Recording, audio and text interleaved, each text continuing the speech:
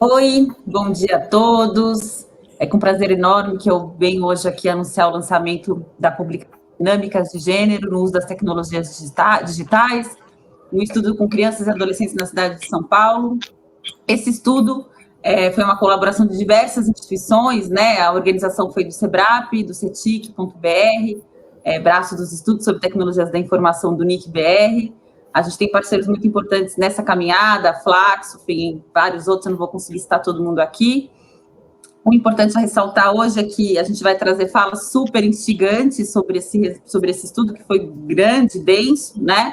A gente, ao longo de 2016, fez um levantamento muito robusto com crianças e adolescentes na cidade de São Paulo e em Buenos Aires, na Argentina, sobre os tipos de uso e acesso que elas fazem das tecnologias da informação, para pensar um pouco quais são os impactos e as consequências desses usos entre crianças e adolescentes, né? Bom, essa publicação, que vocês têm completo acesso através do link que a gente vai disponibilizar aí no chat para vocês, ela traz um pouco algumas experiências de como o uso online de meninos e meninas pode influenciar em algumas dinâmicas do cotidiano dessas crianças e adolescentes, né?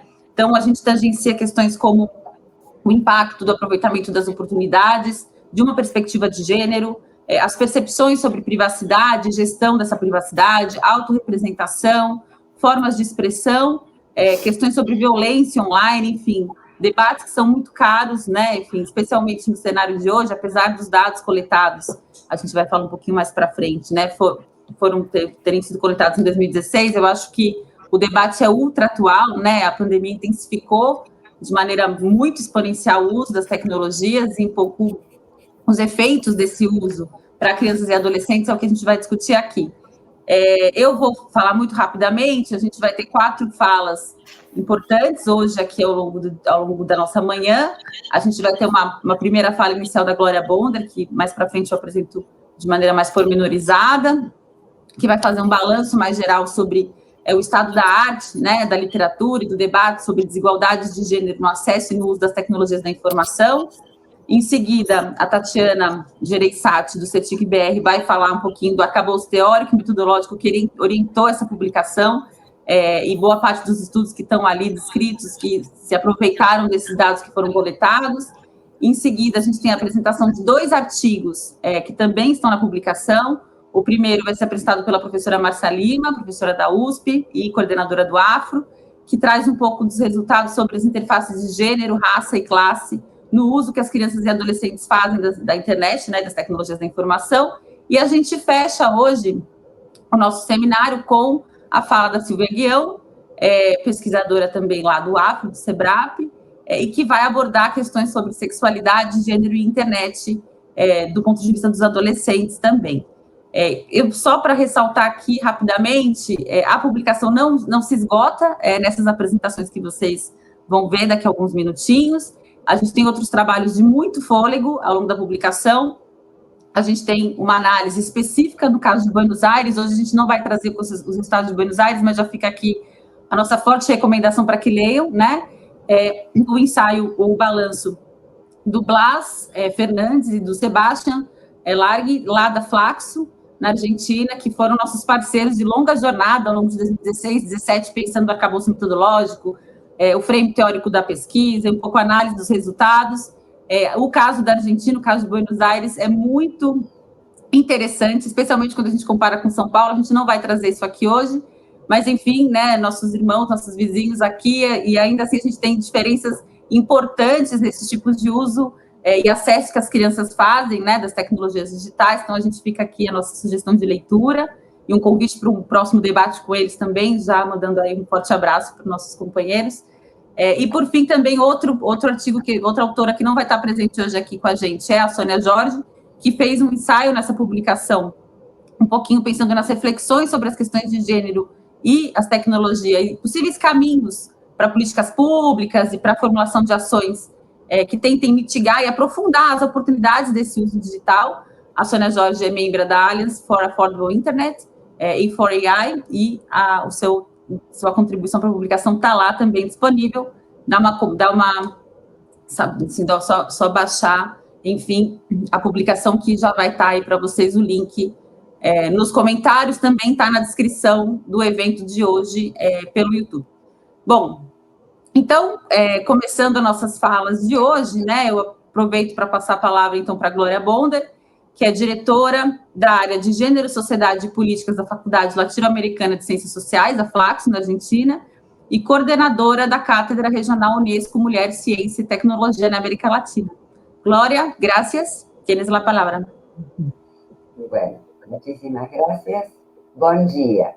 Es lo único que fue a decir en portugués, así que van a tenerme paciencia porque voy a hablar en español y para ser más clara y más rápida voy a leer, cosa que no es habitual, pero voy a leer para poder, para que sea más comprensible lo que voy a compartir con ustedes.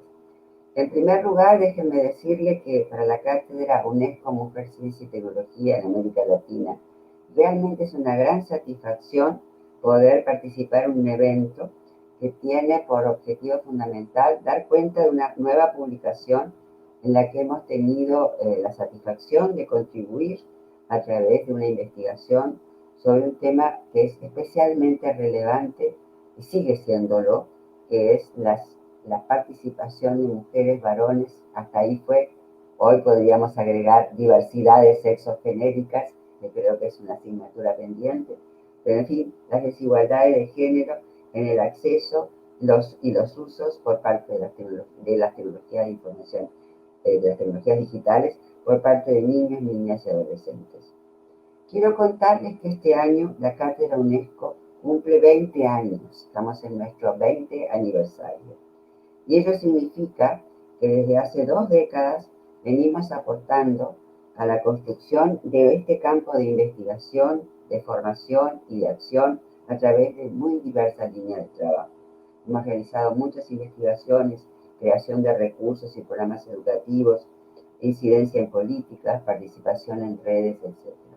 Esto es algo que comparto con ustedes porque, aunque hemos compartido en concreto este libro, pero siempre han estado, desde mucho tiempo, ha habido una relación, un intercambio entre la cátedra y CEDAW. Tal como lo explico en el prólogo de este libro, la indagación sobre las desigualdades de género en el desarrollo de la sociedad de la información al conocimiento es una cuestión que ya tiene una larga historia, no es nuevo.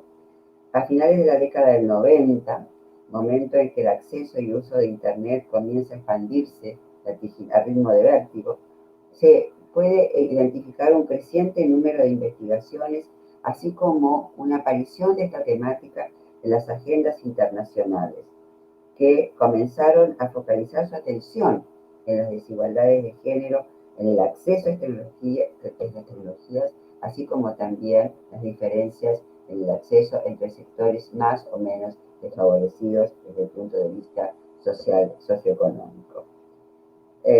Bueno, muy bien. Sin embargo, esta mirada sobre el acceso a las tecnologías, que fue la que primó en los 90, resultaba insuficiente para comprender este universo de comportamientos, de problemáticas, de creación, etcétera, que significa el mundo digital, ¿no? Y desde distintas instituciones dedicadas a los estudios de género en todo el mundo, creamos otros interrogantes.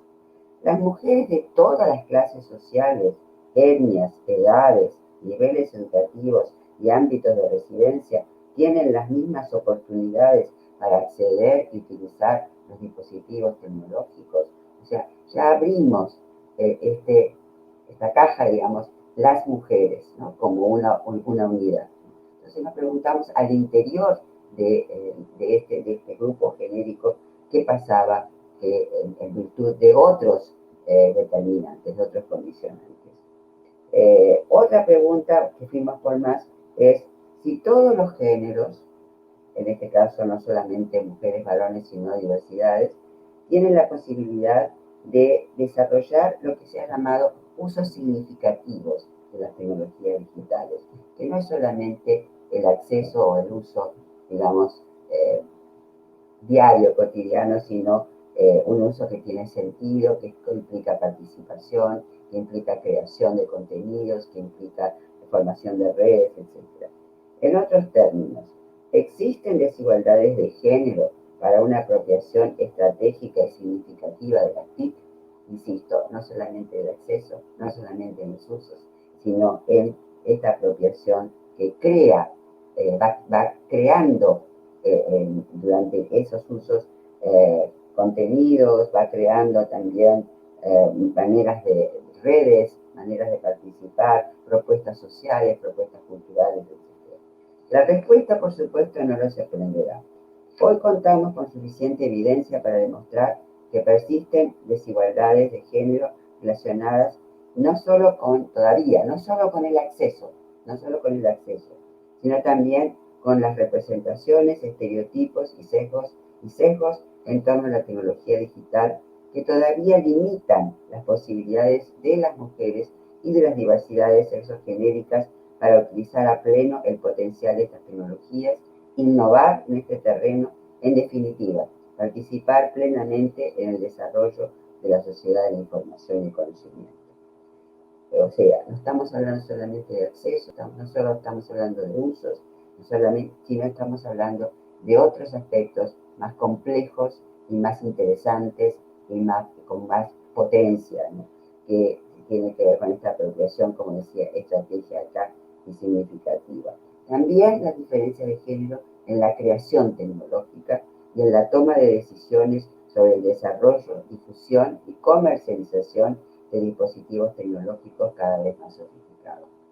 Hay muy pocas mujeres en lugares de decisión en las empresas tecnológicas, como ustedes probablemente sepan. No tengo acá los números, no los puse, pero la verdad que es una verdadera minoría. Incluso hay muy pocas mujeres siguiendo carreras tecnológicas en América Latina y en el mundo, todavía, a pesar de todos los esfuerzos que hemos realizado.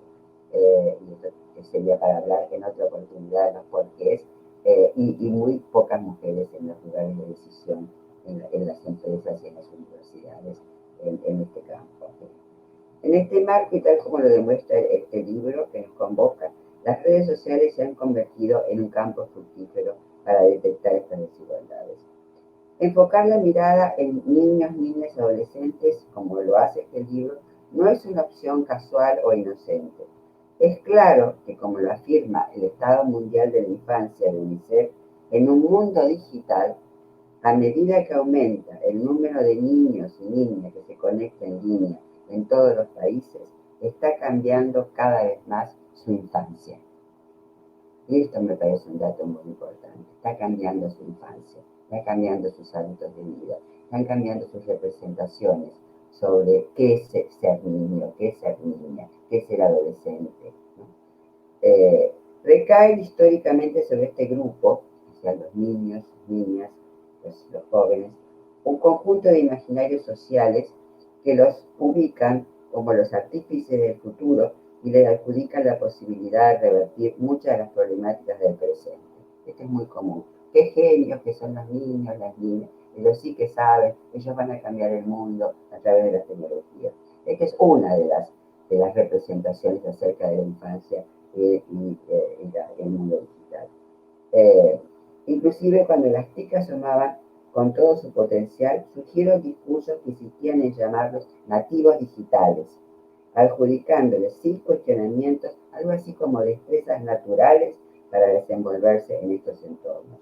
Afortunadamente estos discursos han sido dejados atrás y en la actualidad somos muchos los centros de investigación que nos proponemos acercarnos a los niños, a las niñas, a los jóvenes, sin preconceptos o con la menor cantidad de preconceptos posibles, evitando una mirada y juicios adultocéntricos de sus intereses, necesidades y prácticas, tanto idealizando a los niños como las, digamos, creadores de esta sociedad, como denostándolos como los esclavos de este mundo digital, o los esclavos, para no repetir otra palabra, pero como tomados por este mundo digital de una manera negativa. Entonces, han sido dejados de lado y el gran desafío es acercarnos a ellos sin preconceptos. Esto sin es un poco ilusorio, pero con la menor cantidad de preconceptos, evitando, como dije, la mirada y juicios adultocéntricos de sus intereses, necesidades y prácticas.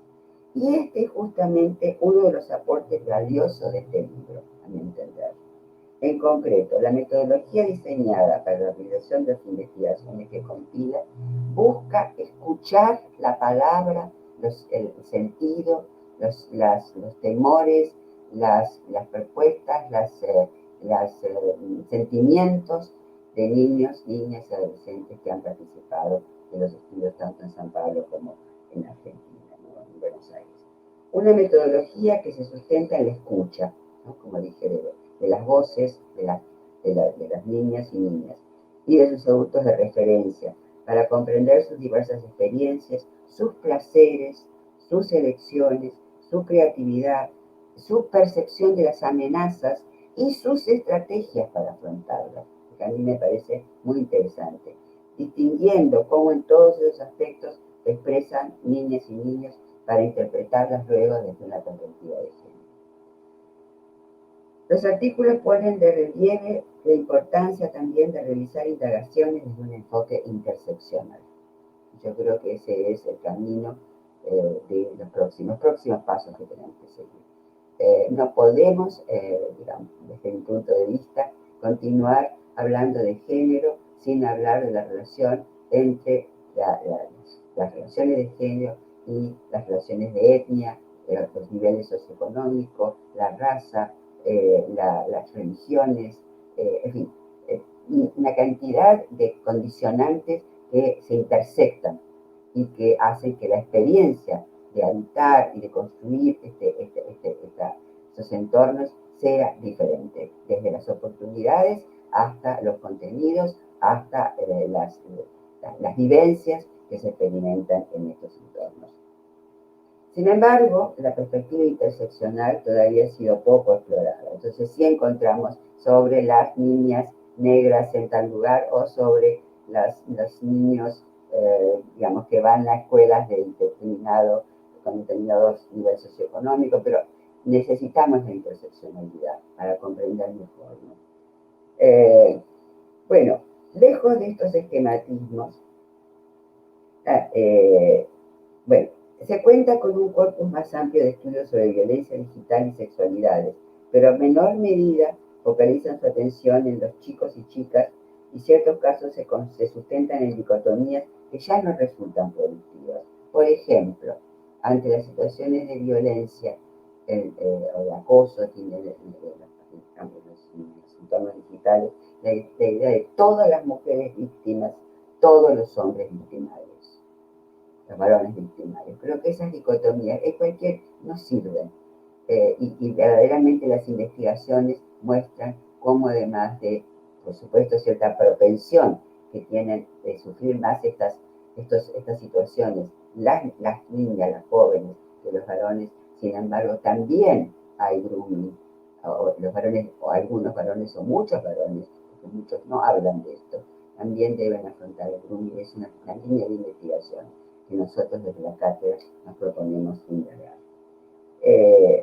Bueno, entonces, este libro también demuestra que no debemos sobreestimar o encandilarnos con sus competencias digitales, porque tiende a homogeneizar a todos los niños, todas las niñas, ¿no? Como los que saben, ¿no? Los que más saben. Y como dije, invisibilizar las enormes desigualdades socioeconómicas, de género, etnia, regiones en las que habitan, que continúan presentes hoy en día, no solo en el acceso, sino también en la calidad de los dispositivos, sus usos y potencialidades para su participación en la sociedad presente y futura.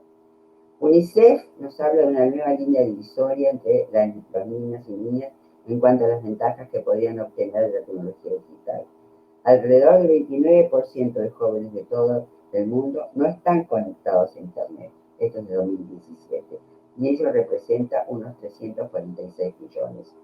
De las brechas digitales, según los dispositivos, y también nos habla de las brechas digitales, según los dispositivos a los que tienen accesos móviles, a las computadoras, a accesos móviles, a la computadora, a banda ancha, y limitaciones debidas al idioma, etc.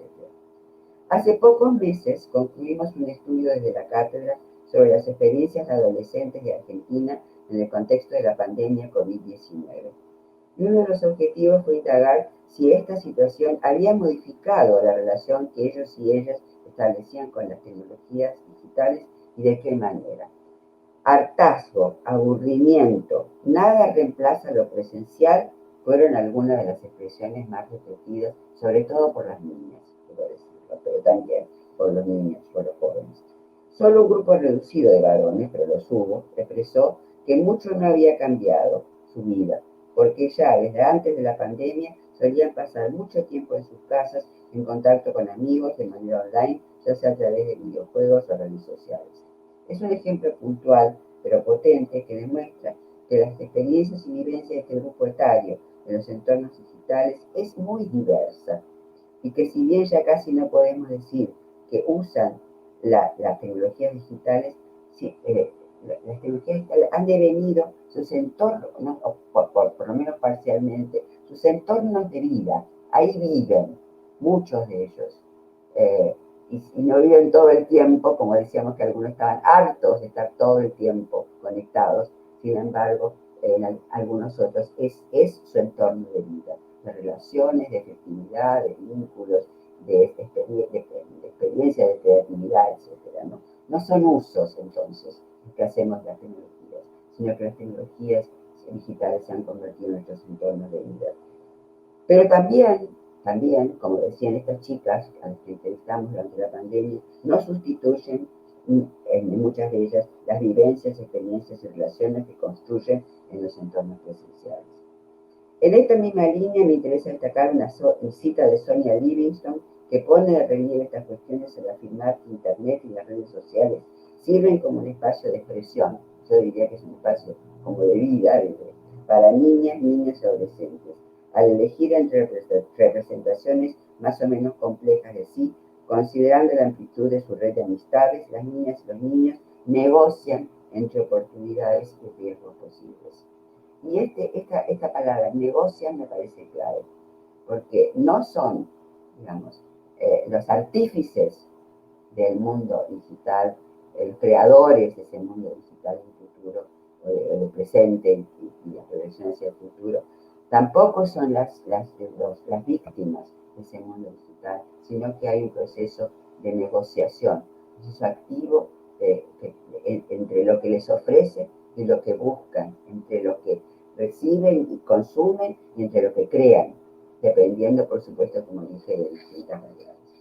Justamente es en esta bisagra entre las oportunidades y los riesgos donde se abre un campo muy interesante de investigación que ha estado abordado sobre todo por el estudio de San Pablo, y yo creo que trae, digamos, conocimientos y hallazgos muy interesantes. Es nuestra responsabilidad como investigadores e investigadoras comprometidos con la meta de igualdad entre los géneros, de velar la incidencia de los estereotipos, sesgos y códigos de género que atentan contra el bienestar y la libertad no solo de las mujeres, sino también de los varones y de las diversidades sexogenéricas. Por todo lo dicho, queda en claro que este libro es al mismo tiempo un punto de llegada de la investigación realizada y, a mi gusto, un punto de partida que inspira nuevas indagaciones, que a partir de estos conocimientos aborden facetas menos exploradas en la relación de los niños, niñas y adolescentes con las TIC. También es un punto de partida para la creación de nuevas políticas sociales y sobre todo educativas. Deseo detenerme en este aspecto, ya que es un tema de profundo interés para la cátedra UNESCO que coordino. En la última década hemos tenido la oportunidad de aportar a este campo, el campo de la educación, en STEM, en este caso, a través de la realización de estudios y también de programas formativos centrados en la integración del enfoque de igualdad de género en la denominada educación STEM o STEAM, para referirnos al arte. En todas estas iniciativas, el impulso de la ciudadanía digital de niños y niñas ha ocupado un lugar central. Y en esta construcción estamos convencidos que las políticas basadas en la evidencia y situadas en términos de Donna Haraway son herramientas poderosas para avanzar hacia un cambio sostenible en el tiempo y sobre todo para impulsar el desarrollo de las nuevas competencias que demanda el futuro. El libro que hoy tenemos la suerte de presentar contribuye en esta dirección y es un aporte relevante para poner en acto las competencias para el siglo XXI promovidas por la UNESCO. Agradezco profundamente al CETIC por la posibilidad de haber concretado este anhelo y confío en que seguiremos trabajando en conjunto para contribuir a la igualdad entre los géneros y todas las otras igualdades, y la erradicación de todas las otras desigualdades en nuestra região. Muchas gracias por darme esta oportunidad. Graças, Glória. Muito obrigada pela apresentação maravilhosa. Bom, vou guardar aí o espaço para as perguntas no final dessa rodada toda de apresentações. Aliás, já faço convite para que todos que estejam nos assistindo, que mandem seus comentários, perguntas no chat, que a gente vai ler no final dessa rodada de apresentações. E agora eu passo a palavra para a nossa segunda palestrante do dia, a Tatiana Gereissati. Ela é coordenadora de estudos qualitativos do CETIC.br, lá no NIC.br, e ela vai falar um pouquinho, então, sobre o arcabouço teórico-metodológico do estudo que a gente está lançando aqui hoje. A palavra é sua, Tati. Olá, bom dia. Obrigada, Graziela. Eu estou realmente muito feliz em participar desse evento de lançamento hoje, que é resultado de diversas parcerias importantes e que viabilizaram a realização desse estudo e também dessa publicação. Então, muito obrigada. E desde já eu queria agradecer ao SEBRAP, especialmente na pessoa da Graziela Castelo, que é parceira do CETIC de longuíssima data, e também a Márcia Lima e a Silvia Guião, que foram muito generosas conosco nesse processo, nesse projeto ao longo de toda essa pesquisa. Meu muito obrigada. Eu queria agradecer também a Mônica Barbowski, nossa pesquisadora e consultora, que foi fundamental para o desenho dessa pesquisa, que eu vou apresentar aqui hoje, e a Flaxo Argentina, que embarcou com a gente nesse estudo desde o início. Finalmente, ao IBOP, que foi nosso parceiro, que ajudou a implementar a pesquisa em campo também, e ao grupo de especialistas da pesquisa, que teve como composição pessoas de tantas diferentes áreas, da área de gênero, de infância, de tecnologias, que foi um desafio também no desenho dessa pesquisa. E, sobretudo, eu queria agradecer ao NIC.br por ter financiado esse estudo, enfim, de início ao fim, especialmente a Alexandre Barbosa e a Javiera Macai e a Stefania Cantoni, que foram o coração desse estudo.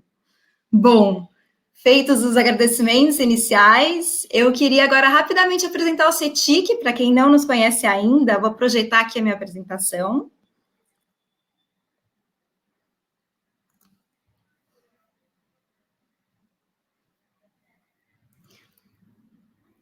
O CETIC, que é o Centro Regional de Estudos para o Desenvolvimento da Sociedade da Informação, ele é um departamento do NIC.br ligado ao Comitê Gestor da Internet no Brasil. Ele foi criado em 2005 com a missão de produzir dados sobre o acesso e uso das TIC no Brasil. E em 2012, o CETIC ele se tornou um centro de categoria 2 da Unesco, e isso ampliou o escopo de atuação do centro, abarcando a região da América Latina e dos PALOPs, os países de língua portuguesa da África, e também expandindo as atividades, a atuação do CETIC, sobretudo ligado à capacitação em pesquisa, nessas regiões. Então, em linhas gerais, este é o CETIC.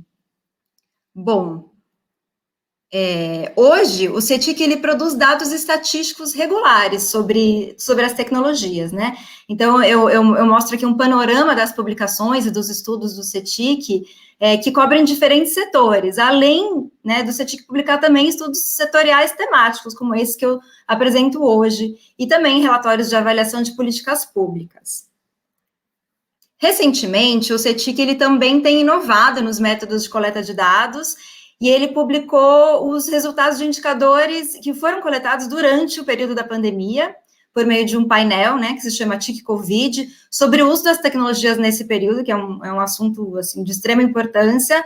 Então, fica o convite também para que vocês conheçam esses estudos que foram realizados nesse período e estão disponíveis no nosso site.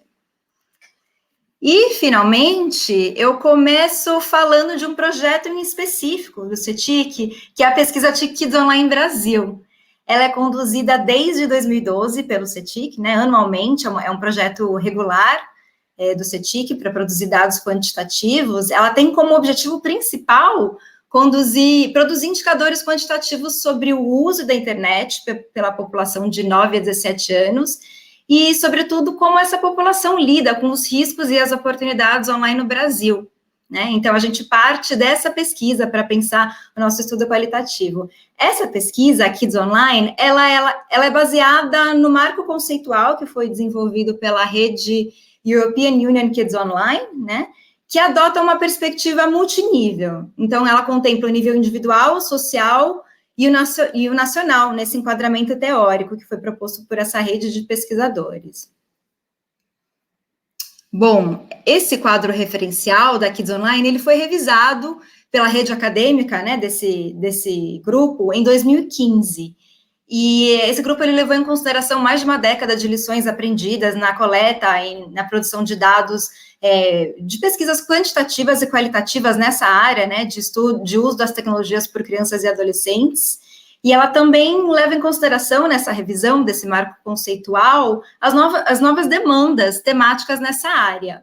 Então, entre as recomendações desse estudo, dessa revisão, desse marco teórico, essas recomendações que resultaram dessa revisão, eu destaco algumas que têm direta relação com o marco que a gente criou, desenvolveu para o nosso estudo qualitativo. Então, por exemplo, a demanda por investigação de questões ligadas à privacidade e proteção de dados, que a gente sabe que é um tema fundamental e que foi abordado no nosso estudo qualitativo. Essa foi uma das recomendações dessa revisão.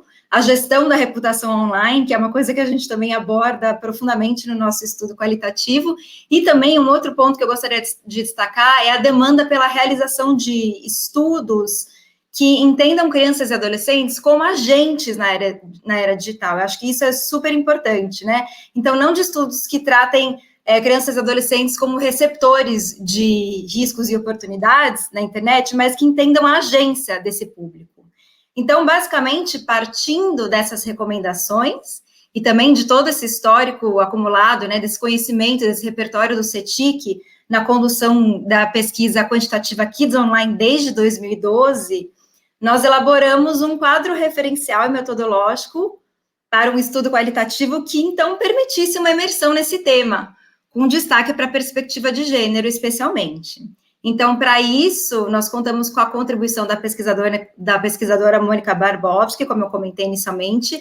Ela trouxe um repertório super importante da pesquisa junto à rede Kids Online. Ela conformou essa rede, né, e conduziu, enfim, diversos estudos anteriores, então ela trouxe esse repertório conosco.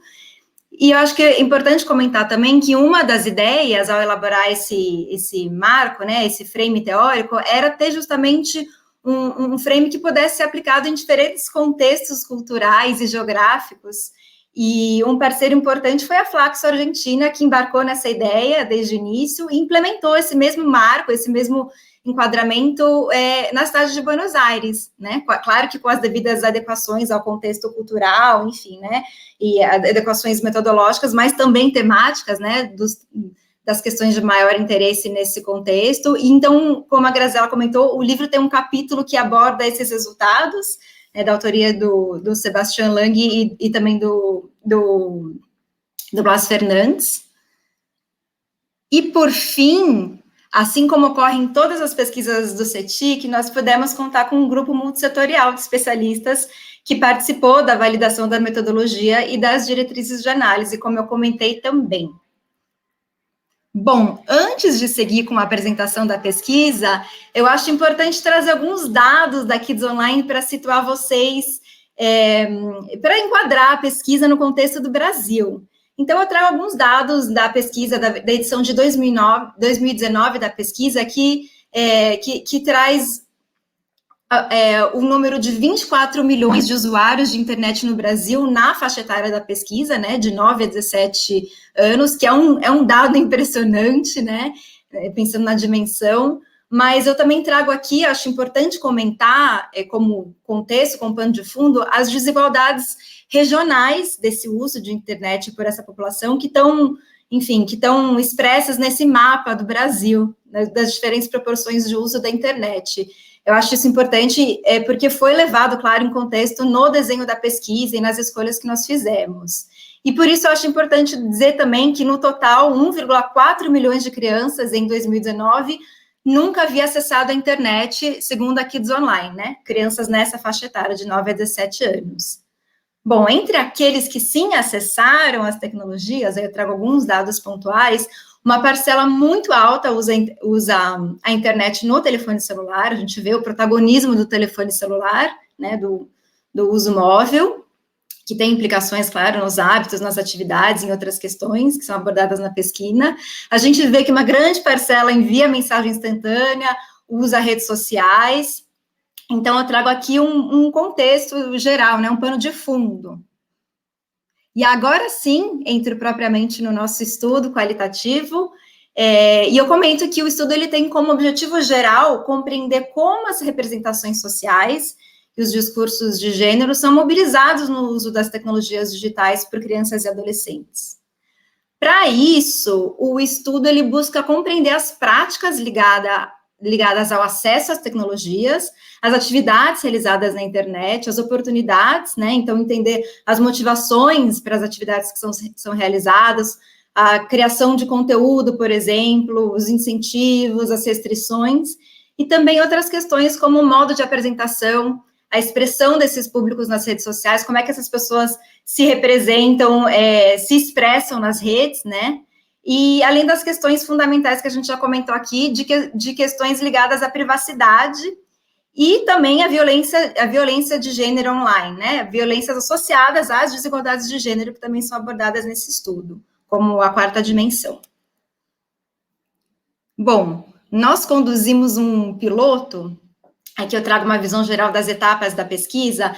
Nós conduzimos um piloto logo no início, que ele foi muito importante para testar os roteiros, né? Para testar os roteiros, as escolhas metodológicas, enfim, a faixa etária da pesquisa, dos diferentes agrupamentos. E a gente descobriu, por exemplo, nesse piloto, que era melhor separar as meninas e os meninos em grupos diferentes, para que eles sentissem mais a vontade de fazer os comentários. E a gente descobriu também, por exemplo, que alguns temas mais sensíveis, né, essa era uma grande dúvida nossa, como o vazamento de nudes, né, como abordar esse tema entre esse grupo, a gente descobriu que esse era um tema muito corriqueiro e que ele era mencionado em absolutamente todos os grupos que foram conduzidos, né. Então, esse piloto ele foi super importante. Na primeira fase do estudo, nós conduzimos, então, grupos focais, com crianças e adolescentes, e também entrevistas em profundidade, nesse caso com pais, mães, professores e professoras. E depois dessa rodada, a gente fez uma segunda etapa, uma segunda fase de entrevistas em profundidade, dessa vez com adolescentes com identidade de gênero e ou sexualidade não normativa, que vai ser também objeto de apresentação hoje, né, de um dos artigos da Silvia Guião. Bom, eu vou passar agora muito rapidamente pelo perfil dos grupos e das entrevistas, para dar uma visão de geral dos critérios que a gente usou para o recrutamento dessas pessoas, até porque esse também vai ser o ponto de partida para as próximas apresentações. Então, aqui a gente usou alguns critérios como idade, classe, faixa etária, sexo, e também, necessariamente, que todas essas pessoas entrevistadas fossem usuárias de internet. Esse era um requisito. A gente só falou com pessoas que eram usuárias de internet, no conceito internacional, isso quer dizer que ela usou internet pelo menos uma vez nos últimos 3 meses, e também que elas fossem usuárias de redes sociais e de telefones celulares, tá?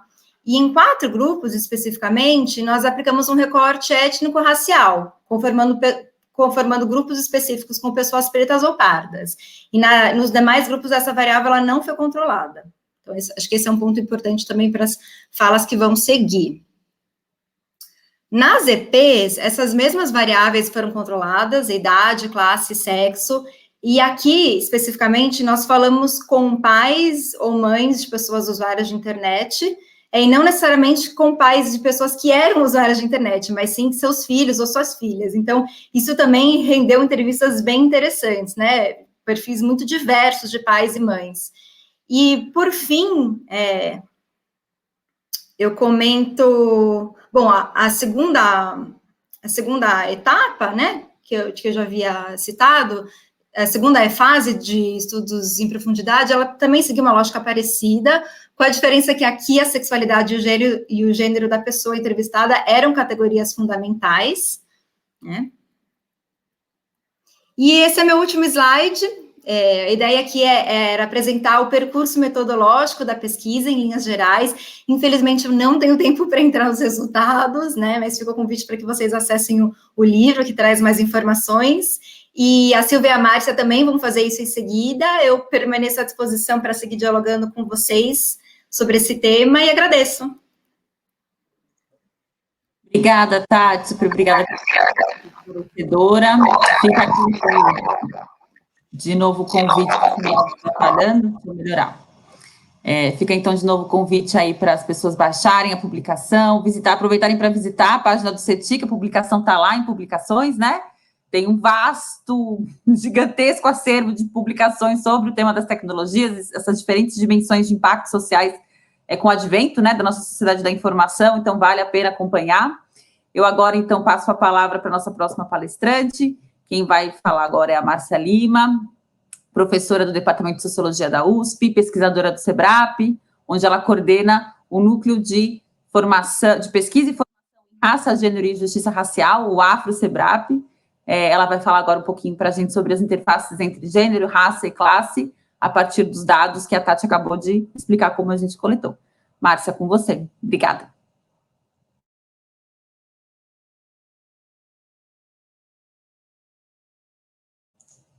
Você está muda, Márcia? Acho que você tem que desmudar. Olá, bom dia a todas e todos.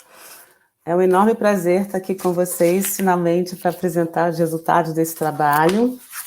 Eu também quero começar a minha exposição agradecendo, agradecendo, em primeiro lugar, a parceria com o CETIC, especialmente na pessoa da Tatiana e dos demais parceiros. Foi uma alegria desenvolver esse trabalho. Em segundo lugar, agradecer a Graziela, minha amiga e parceira de décadas, e também agradecer a Silvia Guião na escrita desse trabalho, né? Eu vou aqui, eu tenho 15 minutos, né, Gra? Você vai me dar um toquezinho quando faltar 5? Isso, aviso, tá, pode deixar. Bem, eu acho que falar um pouco da importância, né, geral desse estudo, acho que tanto a Glória quanto já fez algumas considerações gerais em relação a isso, a Tatiana também já trouxe algumas considerações metodológicas, mas eu quero retomar aqui alguns aspectos, né, de trazer a importância desses estudos, desse trabalho, principalmente agora, né, não diria que é uma feliz coincidência estarmos numa pandemia, mas eu acho que essa situação que nós estamos vivendo agora, né, e eu tenho pensado muito, né, assim, voltar esse trabalho e pensar tudo isso que nós fizemos, e eu tenho pensado muito nessas crianças e nesses jovens nesse contexto, né, reler esse trabalho que a gente escreveu ainda fora desse contexto da pandemia, e eu tenho pensado muito, né, nessas crianças, nesses adolescentes que nós lemos, né, que nós vimos nesses grupos focais, que foram entrevistados por essa pesquisa, né, e todas essas marcas, essas características que a gente avaliou e discutiu, como que isso deve estar potencializado, né, nesse processo. Né, e outras pesquisas também que vocês fizeram recentemente sobre acesso, né, como que essa questão das tecnologias de informação e comunicação tem sido tão vitais nesse momento, né. Bem, qual a importância dessa reflexão? Né? Eu acho que, primeiro, que ela trata de questões, a gente está chamando de gênero, né? Assim, né? Das dinâmicas de gênero, mas essa pesquisa está muito associada também às dinâmicas de raça e classe, né? Por isso que é uma perspectiva muito importante da dimensão interseccional desse estudo, né? Eu acho que isso é uma característica muito importante desse trabalho. E também, eu acho que esse estudo traz uma contribuição muito relevante para uma dimensão paradoxal das TICs, né? Por um lado, né, essa importância, né, das possibilidades de produção, difusão de informações, inovação e novas formas de aprendizado, né, que a comunicação, que as TICs trazem, né, que a gente está chamando nesse trabalho de oportunidades, né? Mas, por outro lado, né, é um terreno fértil para a propagação e conteúdos que revelam preconceito, racismo, discriminação. Não só revelam, né, mas propagam e produzem conteúdos discriminatórios. algo que também a gente tem acompanhado bastante, o crescimento disso nas redes sociais e nas tecnologias de informação e comunicação, né? O que nesse estudo nós estamos chamando de riscos, né? Então, nesse sentido, oportunidades e riscos que esse trabalho tem nomeado dessa forma, né? Eles são marcados, diferenciados por raça, gênero e classe, né? Então, esse trabalho faz essa reflexão, né? E traz a importância, né? Do que a gente chama lá, né? Que os autores especializados nessa discussão chamam de conexão, apresentação, receptividade e rejeição, né? Nesse mundo virtual. Relacionados sempre com o que nós chamamos desses marcadores sociais da diferença, que são fundamentais para a compreensão de processos interacionais, de processos de comunicação relacionados com o que a gente está chamando de receptividade e rejeição, que nesse mundo são elementos muito fortes e muito determinantes das relações sociais, né? O segundo ponto que eu acho que esse trabalho também traz uma contribuição muito específica, muito especial, é a questão etária, né? Por que crianças e adolescentes? Acho que a Glória também já tocou nesse ponto, né? E aí eu acho que tem uma importância muito fundamental, né? Que eu acho que tem aí, primeiro, o desenho dos grupos focais, que eu acho que a Tati já falou, né, de como que eles foram desenhados. Nós trabalhamos, pelo menos esse texto que eu e Silvio escrevemos, nós utilizamos material de 16 grupos focais, né, de diferentes classes sociais, crianças de escola pública e privada, e de diferentes faixas etárias, de 11 a 12 anos até 15 a 17 anos, grupos só de meninas, só de meninos, e grupos onde o processo de escolha racial era indiferente, mas também trabalhamos com grupos mais velhos, de 15 a 17 anos, tanto de meninas quanto de meninos, que tinham só pessoas negras, né, caracteristicamente pretas e pardas. E aí tem um aspecto que eu acho que é fundamental: por que olhar para esse grupo, né?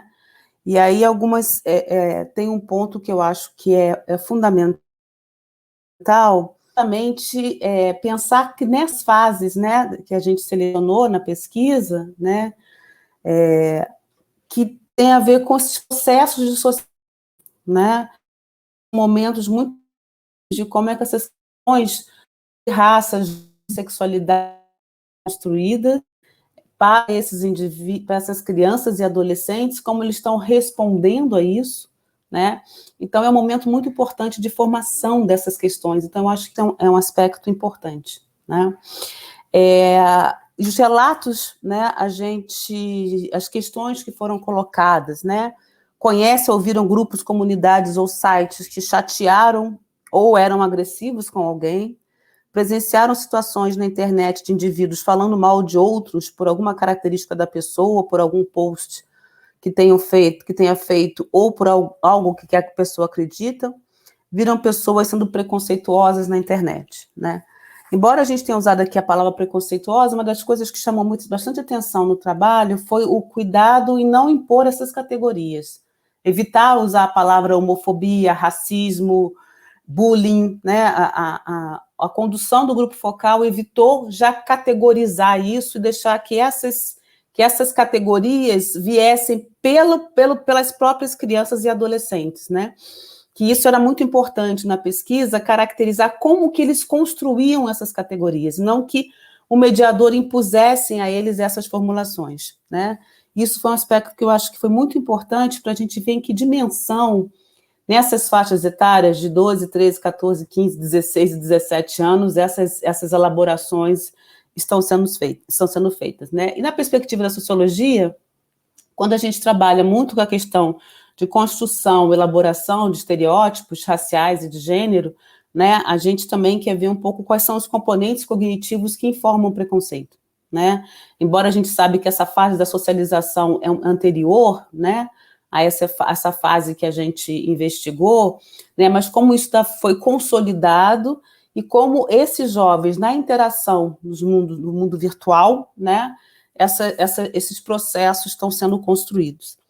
E, ao mesmo tempo, ao trabalhar com essa faixa entre 11, 12 até 15, 17, a gente tentou também um pouco ver nesse intervalo de idade, né, como que essas questões estavam sendo trabalhadas, né, diferentemente para esses grupos, como experiências mesmo, dentro dessa, havia uma diferença etária aí, a gente identificou isso na pesquisa, né, entre os mais jovens e os mais velhos, dentre os jovens, havia já uma diferença de como essas questões eram elaboradas, e principalmente em relação ao racismo, né, isso ficou muito, tinha mais diferença em relação ao racismo do que em relação a gênero e sexualidade em termos etários, da recepção dessa informação e de como isso era trabalhado, né?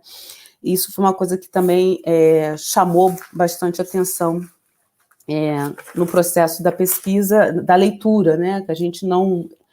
Eu e Silvia, a gente não fez, a gente não mediou os grupos, a gente trabalhou com material coletado, né?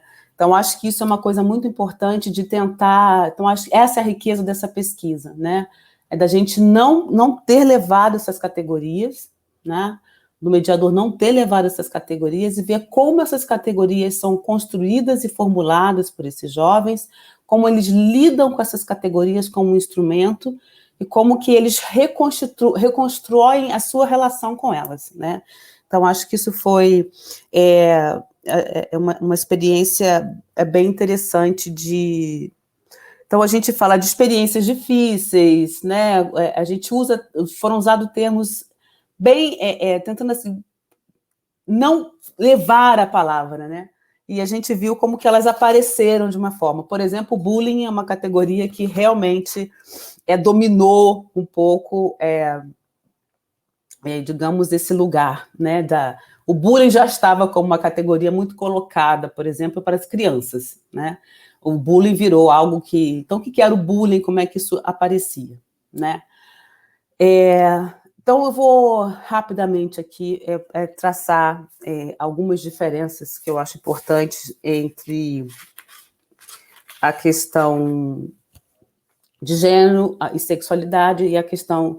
Sexualidade, a Silvia vai entrar mais, eu vou falar mais sobre uma construção sobre gênero mais geral, né, assim, fazendo uma coisa mais mesmo de meninas e meninos, como isso é uma coisa muito marcada, principalmente para as mais jovens desse grupo, né, e a questão do racismo, né. A primeira coisa que se destaca muito são os nudes, né, como que isso aparece como um elemento muito forte, mesmo entre crianças de 11, 12 anos, que mandam nudes, e como é que essa questão do nudes apareceu. E na época, na ocasião da entrevista, da pesquisa, estava acontecendo muito a história do top 10 das escolas, né? Que são as fotos, a escolha das top 10 e como é que isso, das meninas, né? Isso basicamente.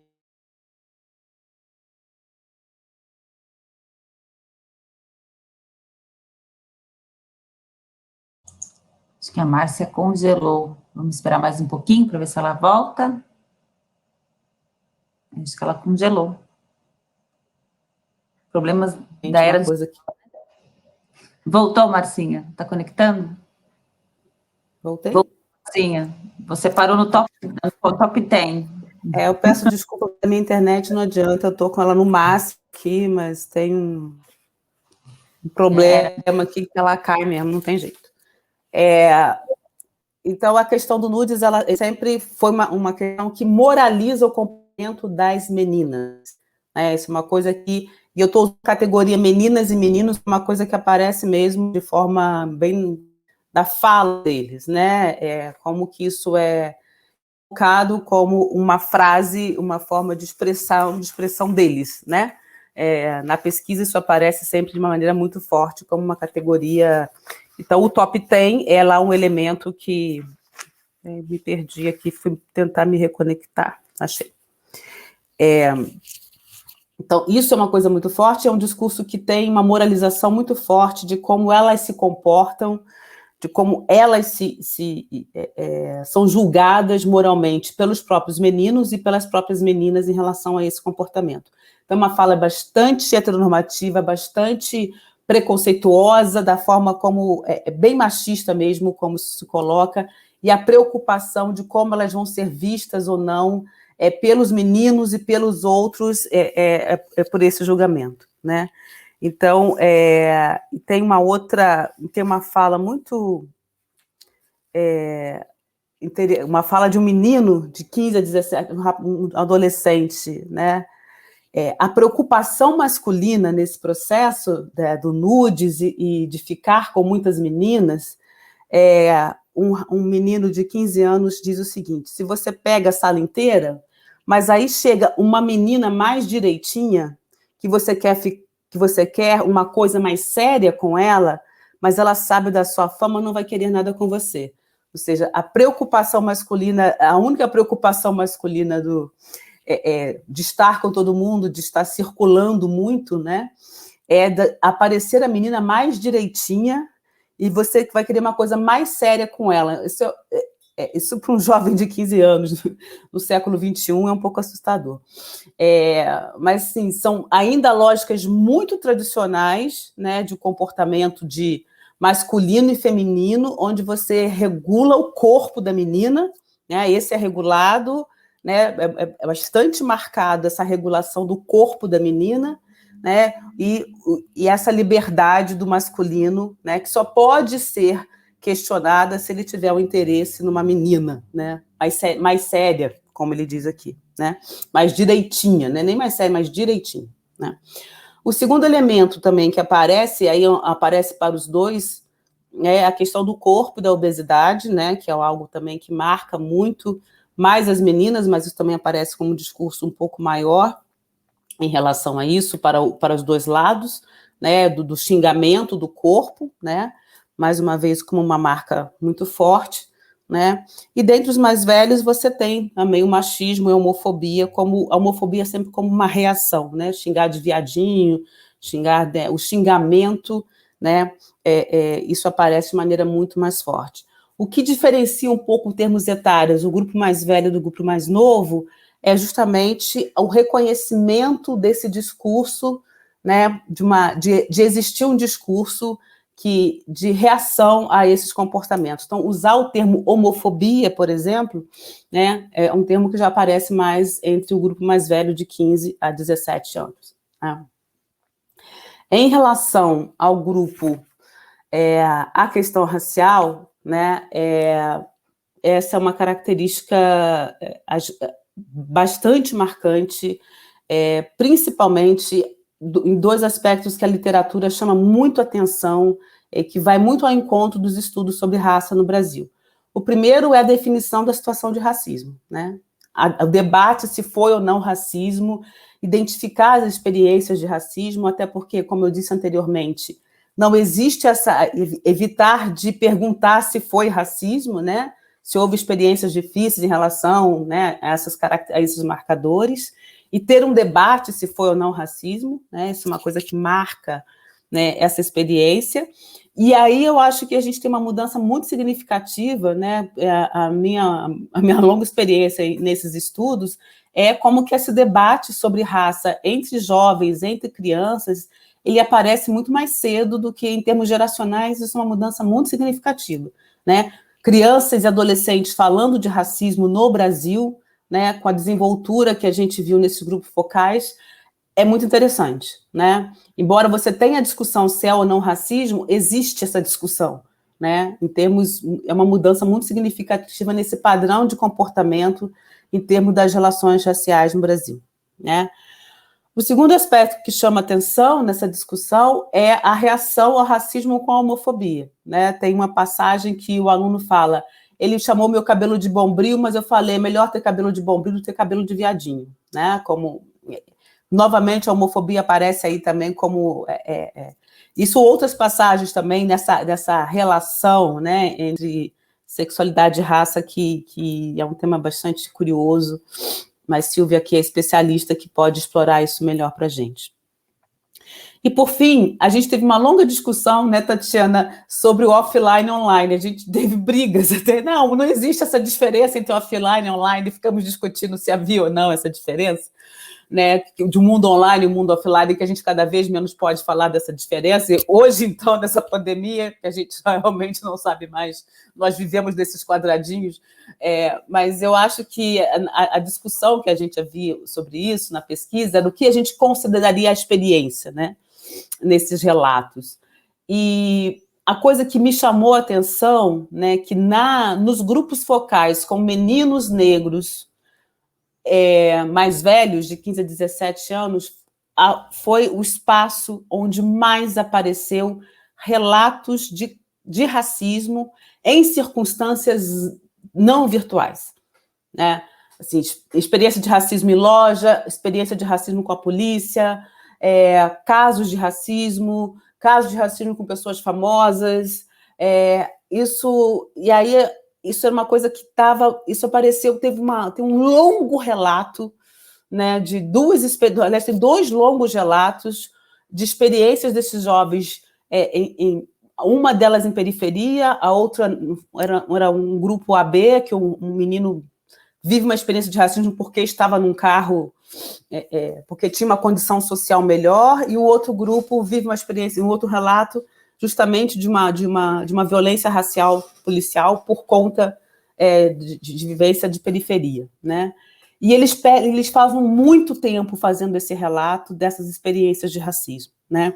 Então, acho que aí a gente tem, mais uma vez, isso vai ao encontro de como essas questões, elas realmente aparecem, né, digamos assim, muito ao encontro das formulações que a gente vê nos espaços que a gente hoje, né, diz, voltamos aí, né, se é online, se não é online, mas eu acho que realmente existe uma conexão entre esses 2 mundos, né?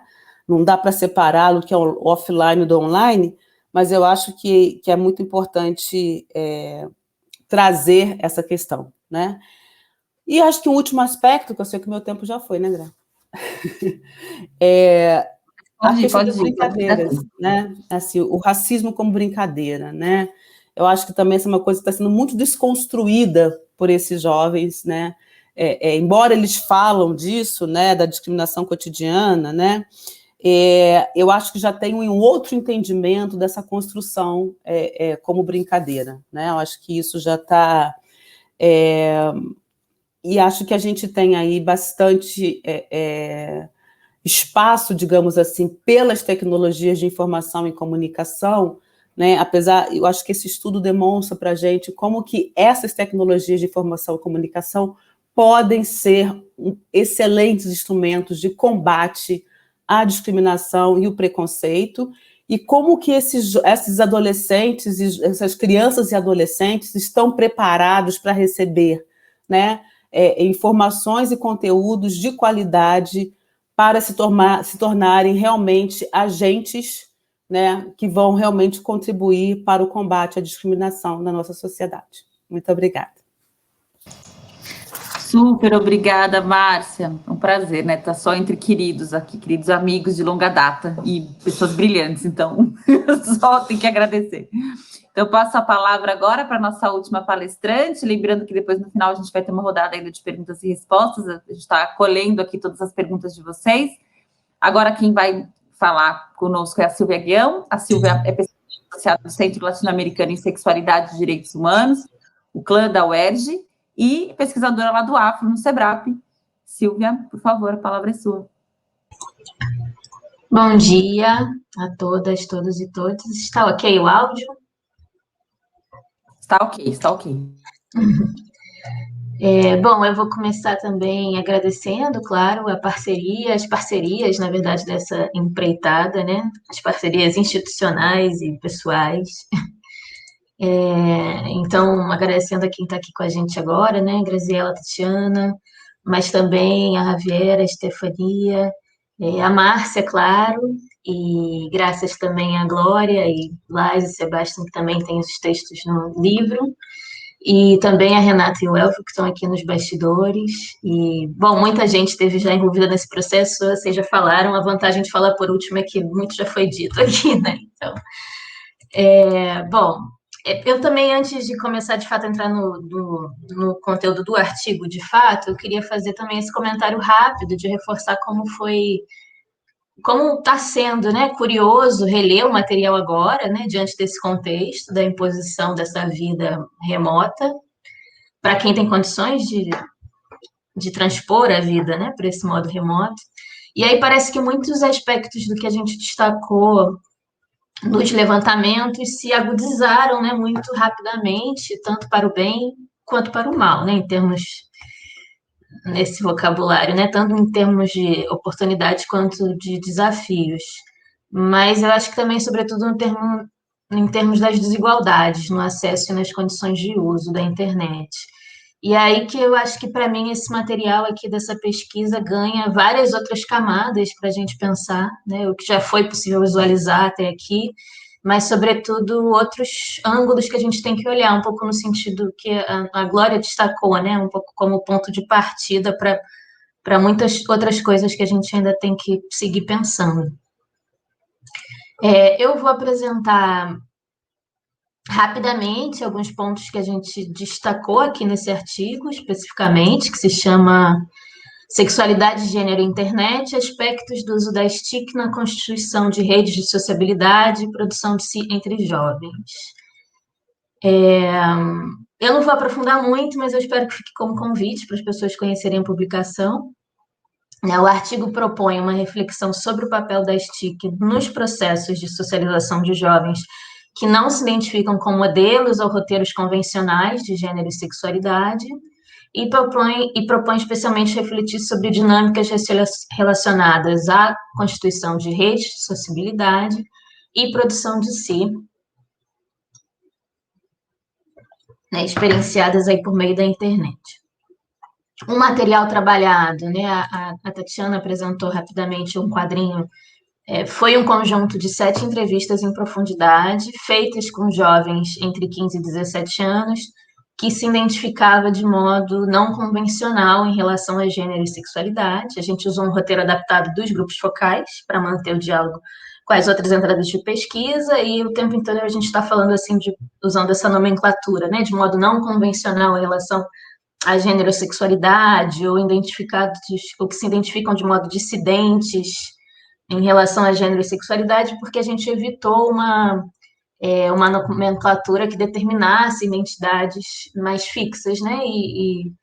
E adotou a autoidentificação dos jovens a partir de uma pergunta mais aberta, que era mais ou menos essa, né? Assim, como você se identifica em termos de gênero e sexualidade, a gente manteve o que eles responderam, não tentou reenquadrar em nenhuma outra categoria pré-determinada. Bom, mas aí no texto, né, a gente tem nessa primeira parte justamente, além da metodologia, que explica mais um pouco, né, que explica bem como a pesquisa foi feita, a ideia também foi contextualizar um pouco do debate. Eu acho importante mencionar que a ideia foi situar a perspectiva do artigo da nossa análise junto a um conjunto de produções que vem pensando as mídias e os meios de comunicação, de um modo geral, como arenas de produção e circulação não apenas de informações e representações sobre gênero, sexualidade, raça, classe e outros aspectos, mas também como arenas que alimentam a constituição e a atualização das narrativas e convenções sociais, e nesse sentido podem tanto colaborar para a sustentação de estereótipos e preconceitos, quanto para a mudança e ampliação dos imaginários sociais, né, no sentido que a Márcia também mencionou agora há pouco na apresentação dela. Então, nesse sentido é que a gente pensa que são meios também que podem possibilitar a produção e expressão de novas subjetividades e a negociação de reconhecimentos e autorreconhecimento desses indivíduos como sujeitos de direito e desejo, enfatizando a dimensão da agência, como, né, a Tatiana também destacou na apresentação dela. Uma coisa que eu acho que é importante que a gente situar é a abordagem de gênero com que a gente trabalha, especialmente nesse artigo, pensando a relação gênero, sexualidade e outros marcadores sociais da diferença, né, a partir de uma perspectiva interseccional. Então, é que a gente compreende a construção relacional de gênero e das expectativas em torno dos papéis sociais atribuídos a homens e mulheres, como um processo cotidiano de produção e reprodução de práticas que naturalizam essa distribuição desigual de poder. Então, os códigos e as dinâmicas de socialização, de aprendizado, de passagem para a vida adulta, nessa perspectiva, estão atrelados não apenas às convenções padronizadas e socialmente construídas sobre o que é, o que deveria ser, ou que deve ser o masculino e o feminino, mas também a um determinado modelo de reprodução biológica e social de padrão heterossexual. No texto também, eu não vou entrar nisso aqui, mas apenas para mencionar, que antes também de entrar na análise dos dados propriamente dita, né, a gente tem ali uma tentativa de situar rapidamente a discussão sobre a relação entre direitos, diversidade sexual e de gênero e juventude no marco da agenda internacional de debates em torno de convenções e normativas internacionais de garantia de direitos humanos. Enfim, depois dessa contextualização do inicial, o artigo está organizado em torno de 3 eixos de análise. Né? O primeiro a gente intitulou de produção da autoimagem e estratégias de gestão de segurança e privacidade. O segundo, de formação de redes de sociabilidade e processos de produção de si. E o terceiro, de preconceito, discriminação e outras experiências negativas na internet. Bom, aí aqui que eu vou destacar rapidamente alguns pontos, para não passar muito do tempo. Gra, eu não anotei a hora que eu comecei, então, super tranquilo se você me avisar aqui, tá? Se eu passar. Bom, então, entrando nos destaques desses eixos. Sobre gestão da privacidade e da segurança, acho interessante falar das estratégias que apareceram que envolvem, por exemplo, né, escolher como e do que se fala e o que se posta em cada plataforma ou rede social. E isso, em geral, tem a ver com o público que se tem, ou que se imagina que se tem em cada plataforma, e também com o que se posta em perfis de acesso aberto, que é diferente daqueles voltados só para amigos, por exemplo.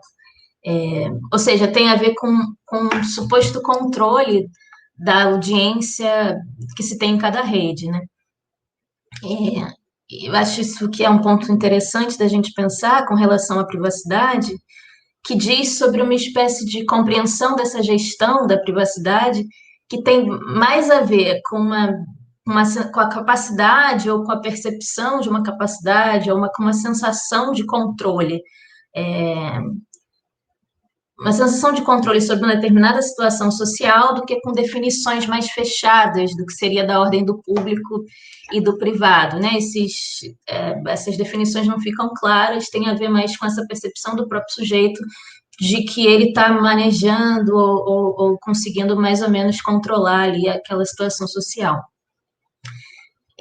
Com relação à segurança, um aspecto que eu acho muito interessante também é que uma das estratégias enunciadas fala sobre buscar elementos de incoerência no perfil de uma pessoa em questão, procurar esse perfil dessa pessoa em diferentes plataformas, ou pedir logo um áudio ou uma foto, né, como disse uma das entrevistadas especificamente, no caso de notar algo estranho. Ou seja, né, isso diz sobre acionar mecanismos múltiplos de verificação de identidade, que é mais ou menos como os algoritmos de segurança fazem. Né?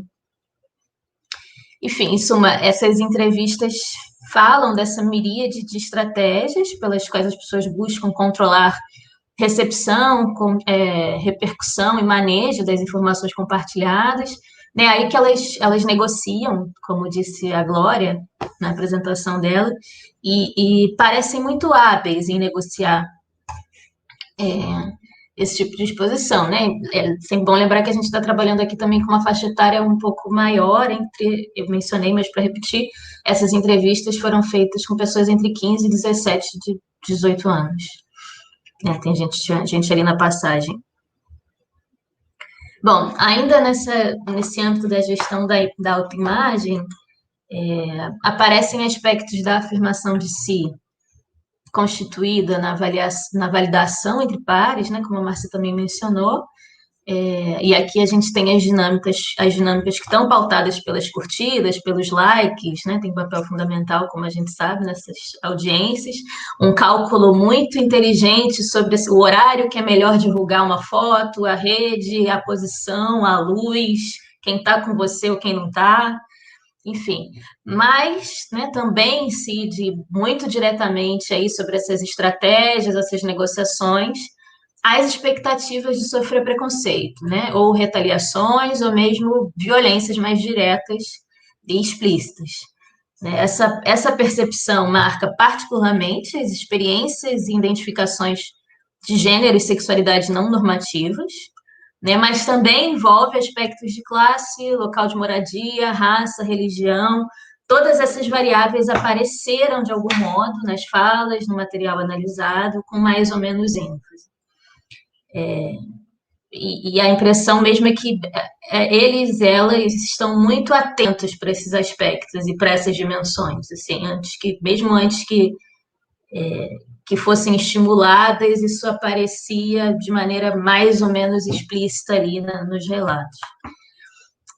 Outro aspecto que aparece em todas as entrevistas também, dessas 7, com maior ou menor ênfase, é o acesso e, em alguns casos, também a produção de materiais relacionados a gênero e sexualidade, especificamente, e outros conteúdos politizados. Assim, essas dinâmicas estão muito imbricadas a processos de compartilhamento de experiência comum entre os pares, né, no reconhecimento de si, nos processos de reconhecimento de si, e também na formação das redes de redes de sociabilidade. Então, né, a gente tem que, na internet, esses participantes desse recorte aqui da pesquisa buscam e encontram informações para atividades na escola e outras atividades das suas vidas, e também para processos de construção das suas identidades, interesses, relações diversas. E essa possibilidade de acessar não apenas conteúdos, né, o que a gente entende mais no primeiro aproximação como conteúdo, mas de um modo mais amplo, distintas experiências na internet, né, ganha destaque essa percepção, né, disso, de acesso a distintas experiências. E essa dimensão ganha especialmente marcante na trajetória de pessoas e jovens que vivenciam ou se identificam, experienciam algum tipo de transição de gênero. Né? Tanto em relatos sobre a descoberta da possibilidade de uma maneira diferente de ser e estar no mundo que se dá na internet, quanto sobre aspectos mais práticos, tanto de ordem jurídica quanto de saúde, sobre como acessar e entender melhor o que seria um processo de transição de gênero. Bom, então, nesse percurso, né, dessas trajetórias que foram narradas para a gente, que as redes de proteção, cuidado e apoio encontradas na internet significam um compartilhamento de experiências, mas também de ampliação de imaginários sociais e políticos. Então, desse modo, que essa dimensão de trocas positivas foi muito ressaltada, né, nas entrevistas, mas em outra direção foi muito comum também, e surgiu de modo quase naturalizado, a percepção de que na internet você vai ter contato, sim ou sim, com muitas expressões de machismo, racismo, homofobia, transfobia, enfim, há preconceitos e discriminações diversas relacionadas a gênero e sexualidade, mas não só. E as entrevistas falam da internet mesmo como uma espécie de espaço livre para a expressão de preconceitos, em que as pessoas se sentiriam livres, de fato, para falar o que quiserem, e daí as expressões dissidentes de gênero e sexualidade seriam particularmente vulneráveis a ataques. Eu posso dar alguns exemplos depois no debate, se for o caso, né, mas eu já estou chegando no final. Para fechar, eu queria só fechar também com um aspecto positivo novamente, que, assim, como a gente tem muitas expressões dessas não só de presenciar, né, o preconceito em situações de violência e consideradas como de violação com outros, como consigo mesmo, mas a gente também tem, por exemplo, a situação de uma entrevistada que conta uma situação difícil, de um relacionamento abusivo, e que ela relata que foi na internet que ela encontrou o acolhimento feminista, né? Ela usa essa expressão, acolhimento feminista, são as palavras dela, e que ela considera fundamental para ter superado esse momento difícil. E para fechar mesmo, eu queria mencionar um ponto entre os muitos que eu acho que vale a pena seguir investigando nesse recorte, que eu não sei se ficou claro que eu falei meio rápido, mas as trajetórias das pessoas entrevistadas, de algum modo, permitiu que a gente percebesse, às vezes em algumas trajetórias com mais ênfase, em outras com menos, como muitas vezes as tecnologias e as mídias e as redes operam na mediação de trocas e engajamentos políticos variados, né? Nesse recorte tem a ver também com o modo como as pessoas foram acessadas, eu posso falar disso depois, né?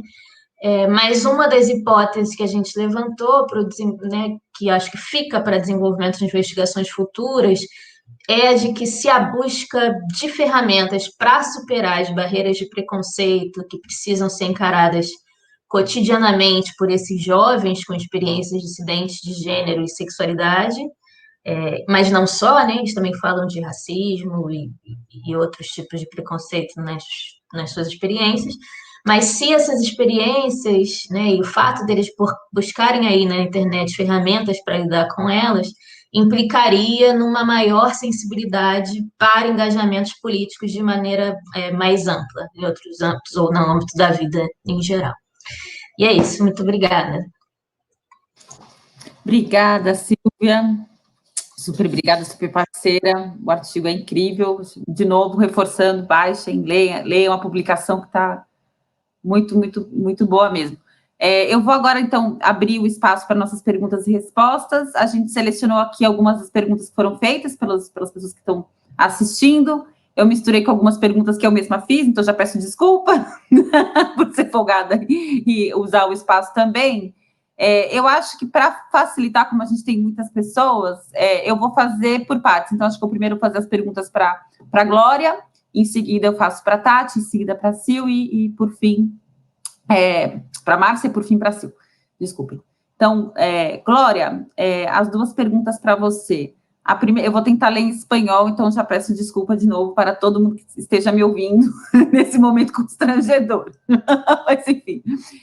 Glória, a primeira considerando a importância de pensar en los usos significativos de las TICs por parte de niñas y niños y adolescentes, que agendas de investigación y de políticas públicas deben ser abordadas prioritariamente en países como los nuestros de Latinoamérica. Y la segunda es la intensificación del uso de las TIC provocada por la pandemia ha profundizado de alguna manera situaciones de desigualdad en los tipos de uso y acceso en países como los nuestros. ¿Qué consecuencias crees que puede haber en el futuro?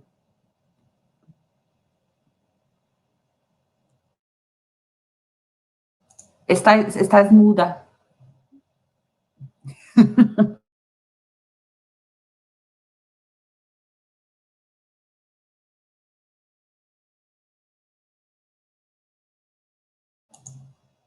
¿Hay un micrófono? ¿Se habilitó? Ahí va. Bueno, sí, muchas gracias por las preguntas. Sí, yo creo que efectivamente la apropiación estratégica de las TICs, de las tecnologías en general, y los usos, ¿no?, estratégicos, y es una cuestión fundamental que tiene que ser abordada urgentemente, ¿no? Hay una apropiación estratégica, yo diría, entre comillas, espontánea, o sea, propia de lo que hacen los y las jóvenes. Y la presentación anterior de nuestra colega lo mostraba, o sea, esa comprensión o esa construcción del espacio digital como un espacio de debate, de resistencia, de organización, de propuesta. Eso también pasa, también está pasando. Y ¿es minoritario? Probablemente, no lo sé, porque no hemos hecho todavía un estudio sobre eso. Pero es cierto que hay múltiples redes digamos, iniciativas que se gestan en esos entornos y que van más allá que, bueno, el intercambio de información o de conversaciones, sino que tienen propuestas, yo diría, cercanas a propuestas políticas, ¿no? De transformación incluso del propio espacio digital. O sea, eso está pasando también. No tengo idea de cuál es la dimensión, supongo que es una parte de un todo que no, sobre el cual los y las jóvenes tienen muy poca injerencia. Pero esas redes están. Y hay que estudiarlas, hay que estudiarlas. Nosotros tenemos, como siempre vamos diciendo, bueno, nuestro próximo estudio va a ser sobre eso. Queremos ver justamente el agenciamiento de mujeres y varones también, ¿no? Y de diversidades, en fin. Como dije, hay que tener un enfoque interseccional bueno, distinguir bien, pero bueno, eso es una cosa. Bueno, más allá de lo que ocurre, yo creo que sí, esta es una cuestión, por lo menos para mí, de política educativa y seguramente de las políticas mismas tecnológicas, ¿no? Creo que yo que me ocupo sobre todo de lo educativo, veo con preocupación, con mucha preocupación, como, sobre todo en la pandemia, ¿no? Bueno, era tal la desesperación, no era, es la tal la desesperación, porque las chicos y chicas jóvenes, etcétera, puedan tener un dispositivo a mano para poder seguir con las clases tal como con contenidos y con enfoques pedagógicos tradicionales, antiguos. Ha habido realmente un uso desesperado de las tecnologías usando maneras de enseñar y aprender antiguas, antiguas.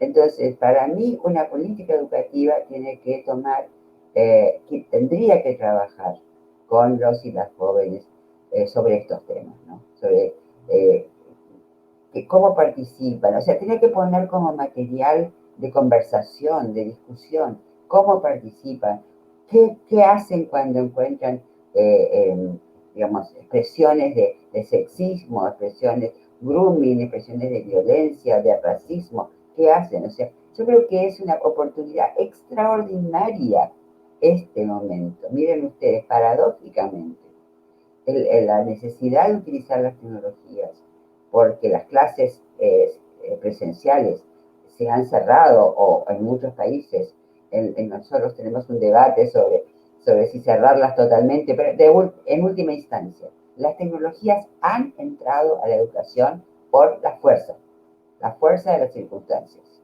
Entonces, ya que han entrado, ya que están aceptadas, ya que las docentes no pueden decir, eso no sirve para enseñar, porque no tienen otra cosa que eso.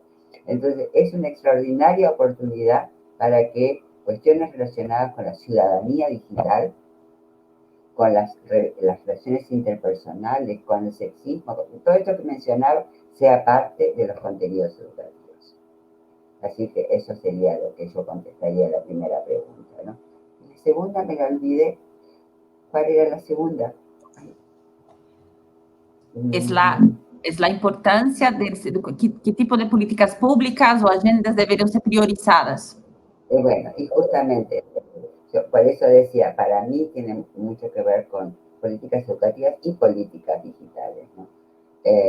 O sea, se habla mucho, bueno, sobre todo en los ámbitos de las políticas digitales, de la ciudadanía digital, hay algunas iniciativas, pero en verdad, por ahora, por lo menos en mi país, es algo sumamente declarativo que no se expresa en medidas concretas, no se expresa en medidas concretas. Hemos hecho no sé si ustedes participaron, pero no sé si tampoco se extendió a otros países, pero una declaración de muchos organismos que trabajamos en este campo a favor de una serie de medidas, digamos, relacionadas con la ciudadanía digital, pero son esfuerzos, son esfuerzos. pero sí insisto que, por lo menos para mí, es un momento de oportunidad. Miren lo que les digo. La pandemia es un momento de oportunidad para transformar las relaciones que las jóvenes y los adultos tenemos con las tecnologías de información y comunicación. Es un momento de oportunidad. Entonces, bueno, sería buenísimo, Tatiana, hacer una nueva investigación sobre eso. Digamos, a ver cómo le hacemos, ¿no? A ver, nosotros en esa investigación que hicimos con jóvenes preguntamos cómo usaban las tecnologías, etcétera, etcétera, pero no teníamos todavía muy claro, ¿no? Que esto era ya no parte de algo que hacían, digamos, no, era un momento, una cuestión estructural en sus vidas, era su modo de vivir, sus ámbitos de vida para muchos.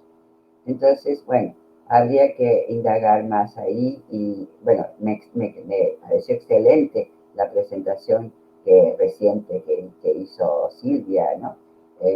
Y ver desde ahí en qué medida se sienten,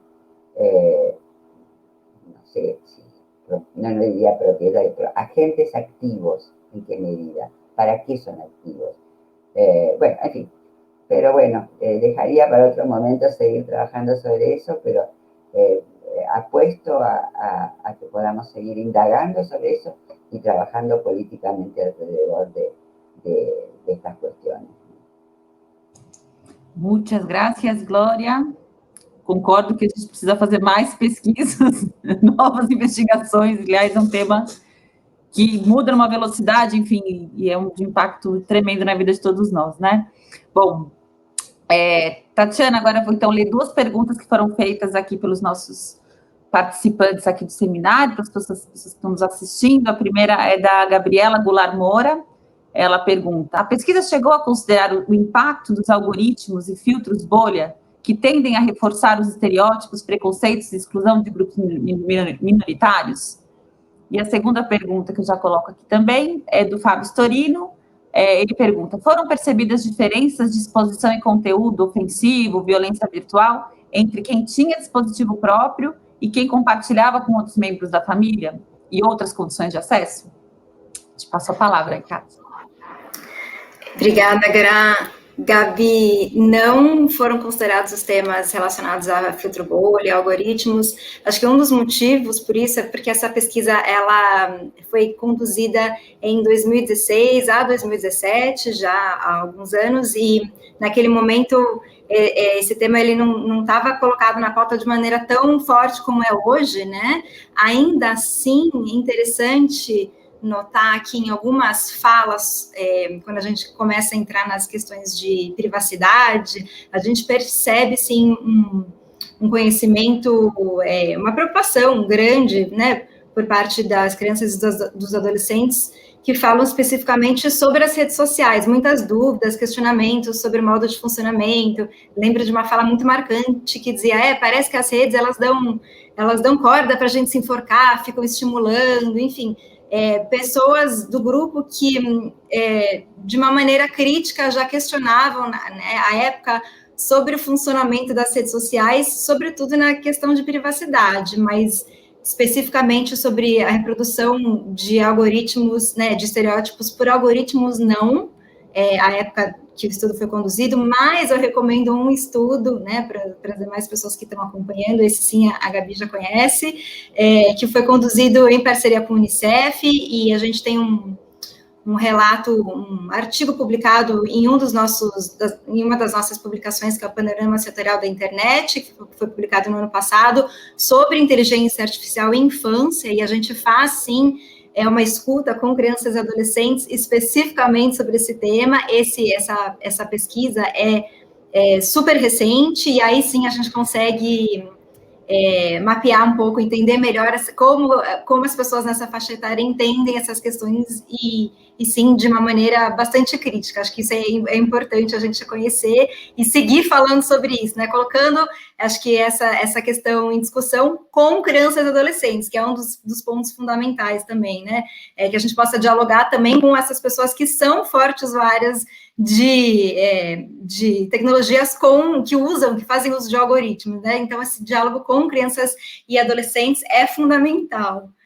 Para a pergunta aqui do meu colega Fábio Storino sobre os dispositivos, se a gente percebe diferenças em relação à violência, exposição de violência, a depender do compartilhamento ou não de dispositivo na família, essa é uma questão que a gente não conseguiu perceber, porque como era um requisito entre as pessoas com as quais a gente conversou, que fossem usuárias, né, a gente chama de hard users, enfim, das redes sociais, da internet, eu me recordo que nos grupos entrevistados, em quase grande maioria, ainda que a gente tenha considerado a variável, né, classe, social, assim, na grande maioria, as crianças e adolescentes tinham, sim, um dispositivo próprio. Eu me recordo, assim, de cabeça de uma pessoa que não tinha, então a gente não conseguiu verificar essa diferença, mas fica o convite também para que as pessoas depois explorem a nossa pesquisa TIC Domicílios e a TIC Kids Online, que fala muito sobre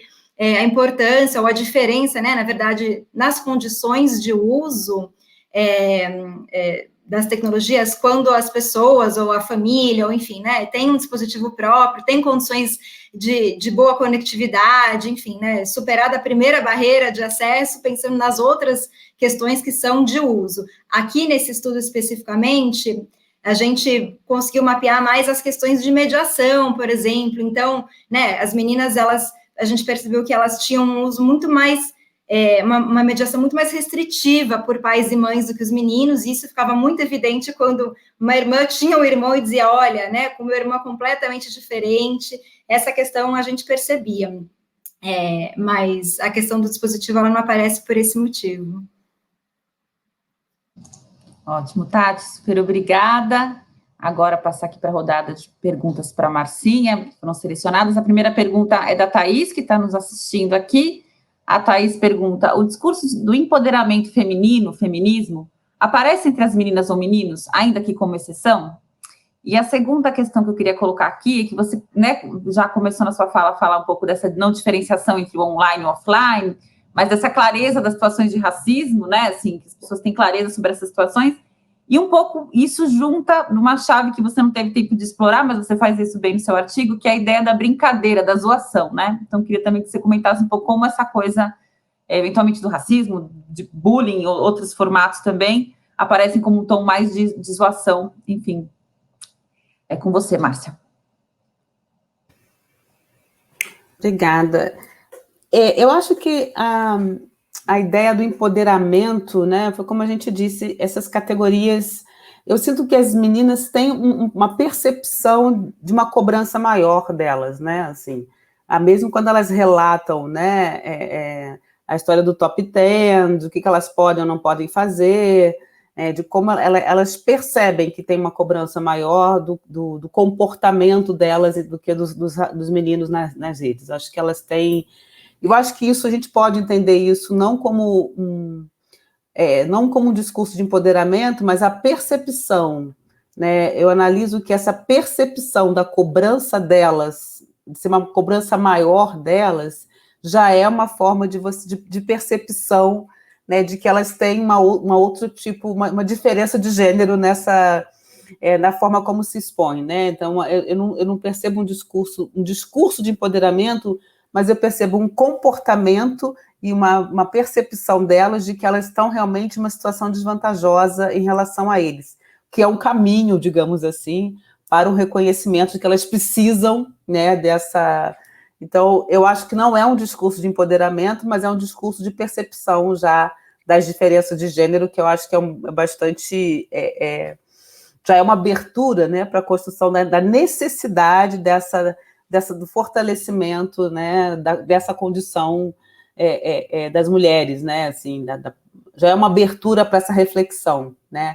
Então, eu acho que não é uma... Da mesma forma que alguns, poucos rapazes reconhecem também que elas estão mais... que a exposição delas é diferente da exposição deles, né? Eles também reconhecem isso um pouco, muito, né, muito sutilmente, mas eles sabem que é uma diferença a maneira como um rapaz, um garoto mandar um nudes e uma garota mandar um nudes, como as consequências são diferentes, e as consequências são diferentes por serem meninos e meninas, né, rapazes e garotas. Isso está muito claro para eles.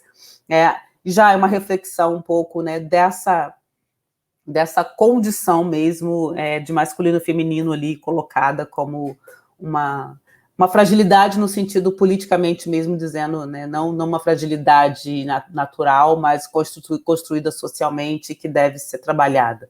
Então, acho que é uma sementinha ali, sim, plantada para ser explorada, né? Olha, essa questão da brincadeira, né, eu acho que hoje em dia já tem até mais uma reflexão, né, eu estava até pensando, relendo esse trabalho ontem, eu tenho um trabalho já sobre a ideia do racismo recreativo, né, que fala um pouco desse uso dessas categorias. Eu acho que isso também é um outro flanco no mesmo sentido para explorar, primeiro dessa coisa do online e offline, né, que eu acho que isso levar isso, isso é uma coisa que me chamou muita atenção e que, de certa maneira,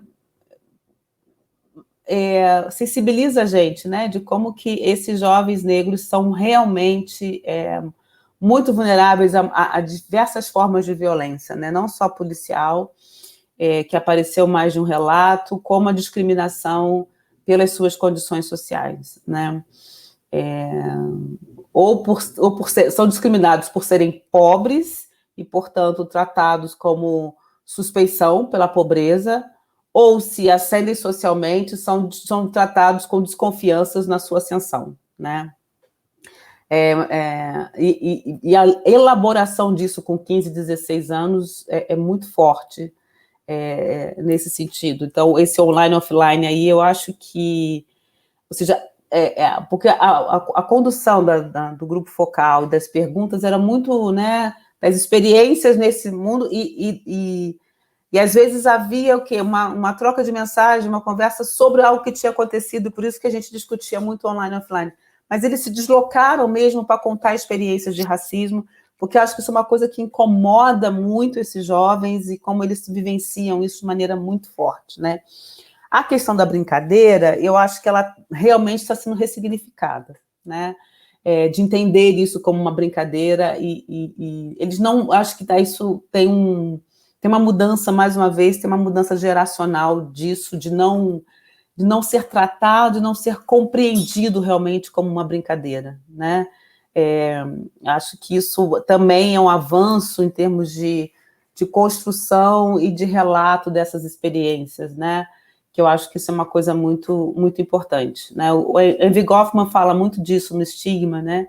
Que é a predisposição à vitimização, não no sentido vitimização, nesse sentido perverso que as pessoas falam, né? Do mimimi.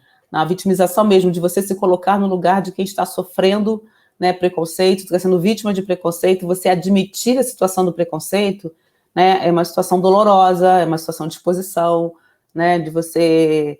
Então, tem uma mudança geracional, que eu acho que é muito importante, né, de você falar, eu sofri discriminação, eu sofri preconceito, é um ato doloroso, né? Eu acho que essa juventude ressignifica isso de uma maneira muito forte, né, e também ressignifica a brincadeira, não é brincadeira, né? Então, acho que isso é uma coisa que também está ganhando muita força por conta, né, desse outro lado, né, voltando à ideia da pergunta do empoderamento. Eu acho que é o outro lado que eu comecei na minha apresentação, falando do paradoxo das TICs, né? Ela também é um instrumento que propaga preconceito, mas ela também é uma forma de instrumentalizar as pessoas para o enfrentamento dessas questões, né? Então, eu acho que a brincadeira vai estar perdendo esse lugar, né, e está assumindo mesmo a dimensão de preconceito e discriminação, né? Não é brincadeira quando um lado se ofende, né? Isso está ficando muito claro para eles, né? Eles estão reagindo, acho que eles tendem a reagir de uma maneira diferente em relação a isso. Acho que é isso. Marcinha, nossa, nem sei o que dizer, é isso, né? Assim, esse debate deveria ir por dias, tão necessário, tão forte mesmo. Então, bom ouvir a clareza do seu argumento. Bom, aí, encerrando aqui, Sil, então agora eu vou te fazer aqui uma junção de duas perguntas, na verdade. Com um tempo curto, né? Você não pode explorar um tanto mais o core aí da sua, um dos elementos fortes, não é o core, mas um dos elementos fortes da sua análise. Então, quando a gente está pensando em identidades de gênero e sexualidade não convencionais, tem uma parte importante do que você explorou que trata dessa descoberta e gestão das identidades, né? Como a TIC tem um papel ali que eu acho que, de fato, é bastante importante para esse processo de descoberta e gestão dessas identidades não convencionais. E aí eu junto esse comentário pedindo para você, então, discorrer um pouco mais sobre ele, com aqui o comentário da Gabriela Moura, de novo, que ela, durante sua fala, comentou aqui para a gente, né, que é interessante perceber a internet também como espaço de acolhimento. Seria uma proposta interessante investirmos em ocupar espaços digitais com escuta, acolhimento e intercâmbio de estratégias.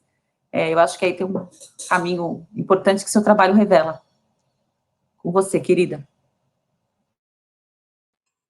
Obrigada pelas questões. Antes, eu queria comentar também outras duas que foram mencionadas. Claro. Ainda essa pergunta para a Tatiana sobre as condições de uso, né, e sobre compartilhamento de dispositivos e tal, me fez lembrar de um exemplo que não é sobre compartilhamento de dispositivos, mas é sobre condições de uso, só assim para instigar as pessoas também a olharem o material, que nessas entrevistas, apesar de esse não ser exatamente o foco do artigo, eu lembrei de um exemplo de uma menina que disse que o que limita o acesso dela à internet, ou que condiciona,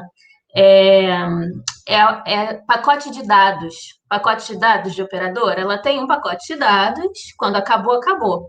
E geralmente esses pacotes de dados liberam, né, de forma gratuita, por exemplo, acesso ao Facebook ou WhatsApp, por exemplo. Então ela fala, bom, eu uso a internet muito para buscar e acessar muitas informações, mas quando acabo os dados, eu fico limitada ao Facebook. Eu só tenho ali o Facebook para procurar o que eu preciso, o que eu quero saber. Então, só para dar um exemplo que eu acho interessante para a gente pensar as desigualdades nas condições de acesso, né? Não basta ter o dispositivo.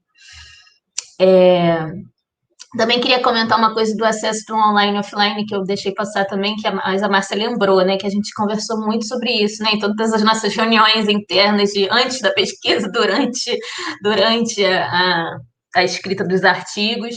E o que eu acho interessante é que não é que essa distinção entre online e offline desapareça das falas das pessoas, né? As pessoas se referem a isso, não, porque dentro da internet é uma coisa, fora da internet, né? O lugar, a construção dessa fronteira né, virtual, no sentido de virtualidade mesmo, não do online, do dentro e fora, está nas falas, mas o que a gente nota é que nos relatos, nas situações narradas, é que esses limites se borram, né? Então, a gente tem essa diferenciação na sala, mas nas experiências narradas, a gente tem esses atravessamentos da experiência mesmo, né? Transpassa o que nós antigos chamamos de online e offline. Você pergunta uma coisa, mas na internet isso, a pessoa fala com uma situação presencial, e de repente uma situação presencial ela conta através de algo que apareceu na internet. Então, na experiência mesmo, essas fronteiras não fazem tanto sentido, mas no modo como a gente narra ainda aparece, né? A gente e a juventude. E eu também queria lembrar, só complementar não, reforçar o que a Márcia já disse sobre as brincadeiras, sobre o bullying. Eu acho que uma coisa para a gente continuar prestando muita atenção e levando a sério, né? Como a Márcia disse, as discussões sobre racismo recreativo estão começando a aparecer com força, mas eu acho que é isso. As discussões sobre bullying recreativo, num sentido mais amplo, eu acho que ainda tem muito aí para a gente investigar, porque elas falam sobre esse processo de socialização, de introjeção de estereótipos variados, né, de gênero, raça, classe, sexualidade, de maneira muito naturalizada, E eu acho que o que essas brincadeiras tornam visível é que essas violências, elas estão muito na superfície do cotidiano, assim, por isso é tão naturalizado, é muito difícil de capturar, porque a gente nota um desconforto, um incômodo, mas não consegue agarrar a situação, né? Porque ela é muito na superfície. Mas é justamente essa superfície que faz a estrutura, né? Que faz a estrutura das desigualdades a cada momento, a cada repetição. Então, eu acho que isso realmente, né? Ainda bem que a Gra colocou essa pergunta, porque acho que ela é muito importante mesmo para a gente chamar a atenção. Mas aí, falando das perguntas específicas sobre a descoberta e gestão da identidade, é muito interessante, eu diria, na verdade, que é muito bonito de ver, sabe, a experiência desses adolescentes jovens na internet, como eles acham ali um respiro, um espaço, como, ai, não sou só eu, né? Não sou só eu que me sinto assim, não sou só eu que sofro isso, ou, nossa, isso existe, existe essa outra possibilidade de mundo para mim, né? Assim, a maneira como a internet abre, abraça essas experiências, a maneira como eles falam, assim, de ter encontrado, né, um lugar para si, um lugar para saber de si, entre encontrar pares, encontrar amigos, encontrar redes, relações de cuidado e proteção é muito interessante e muito bonita de ver mesmo, assim. E mesmo que eles também encontrem a parte dura da violência, da vida, e eles estão conscientes dos riscos também ali, né? E às vezes eles escolhem se arriscar, né? Porque é isso.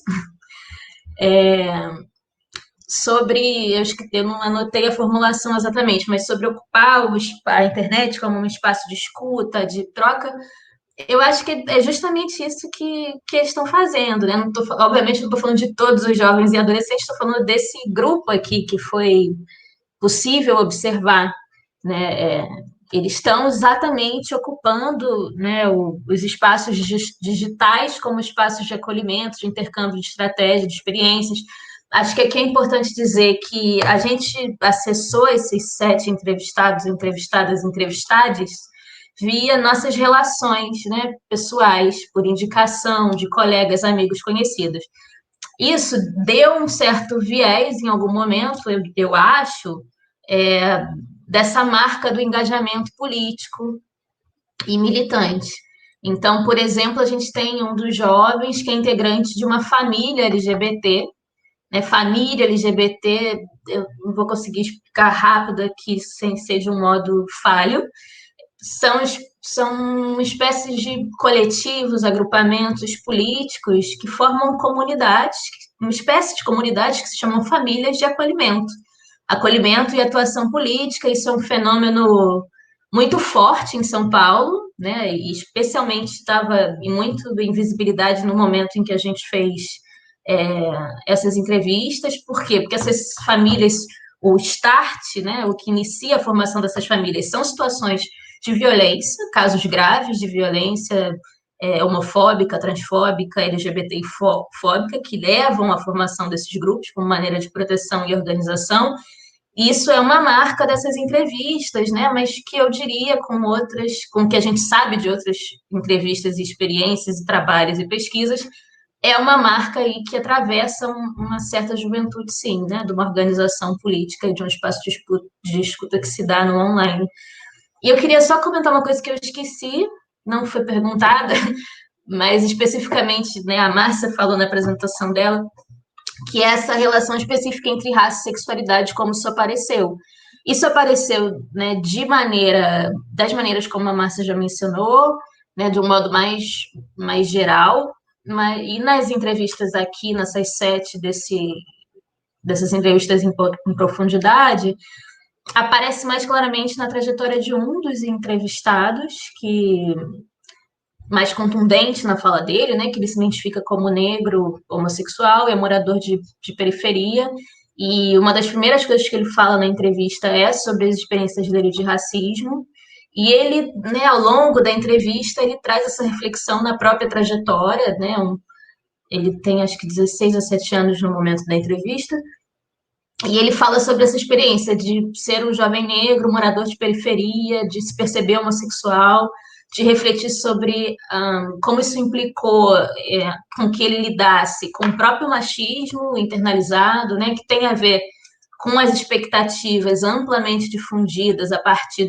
do que deveria ser a expressão que a gente tem, né, também naturalizadas do que deve ser ou deveria ser a masculinidade de homens negros, né, que em geral tem a ver com uma hipervirilidade, né, com uma hipersexualidade. Então, ele vai contando que ele aprendeu na internet também sobre machismo, sobre sexualidade, mas também sobre cotas e ação afirmativa, e como isso era importante, como ele conversava sobre isso na escola, no grupo de teatro, como os professores indicavam vídeos e livros que ele conseguia baixar na internet, o PDF, ler. Enfim, são muitos cruzamentos interseccionalizados e possibilidades aí para a gente seguir pensando. Obrigada. Sil, super obrigada. Bom, encerrando aqui, eu agradeço muito a todas as presentes, assim, nossa, de fato, a gente consegue combinar, né, amizade com respeito, com admiração intelectual, num pacote completo, e trabalhar com essas pessoas é um privilégio. Então, assim, eu só agradeço muito a colaboração de todos aqui, de todas as instituições que participaram desse processo, são muitas, a gente já falou algumas vezes, enfim, então não vou repetir, mas só reforçar que eu acho que esse é um debate que se inicia, ele não se encerra, tem muito material coletado, acho que a gente está super aberto a novos olhares, novas explorações. Queria aqui deixar também um agradecimento especial, eu não mencionei antes, mas acho que tem um processo muito rico e importante desse projeto, que são os desafios metodológicos, né, conversar com crianças, adolescentes, com diferentes perfis, demandou várias estratégias muito bem pensadas, e aí o apoio do Ibope, inclusive na escolha dos moderadores, que tinham especialidade em falar com esses públicos, que geraram, né, situações de conexão e identidade imediata com eles. Isso foi sensacional e muito importante para o sucesso da pesquisa como um todo. Então, aqui deixar a porta, né, assim, sempre aberta para dúvidas, sugestões, novos debates e novos usos desse material. De novo, reforço o convite a acessarem a publicação, que está no site do CETIC, está nos links, enfim, está aí no chat. E qualquer dúvida, qualquer outro comentário que não foi, por algum motivo, respondido aqui, vocês, por favor, podem mandar e-mail para o comunicação sem cedilha e sem tio, @sebrap.org.br, a gente encaminha, a gente dá prosseguimento. Enfim, fica aqui, então, nesse finalzinho da manhã, o meu forte abraço a todos e até breve. Obrigada.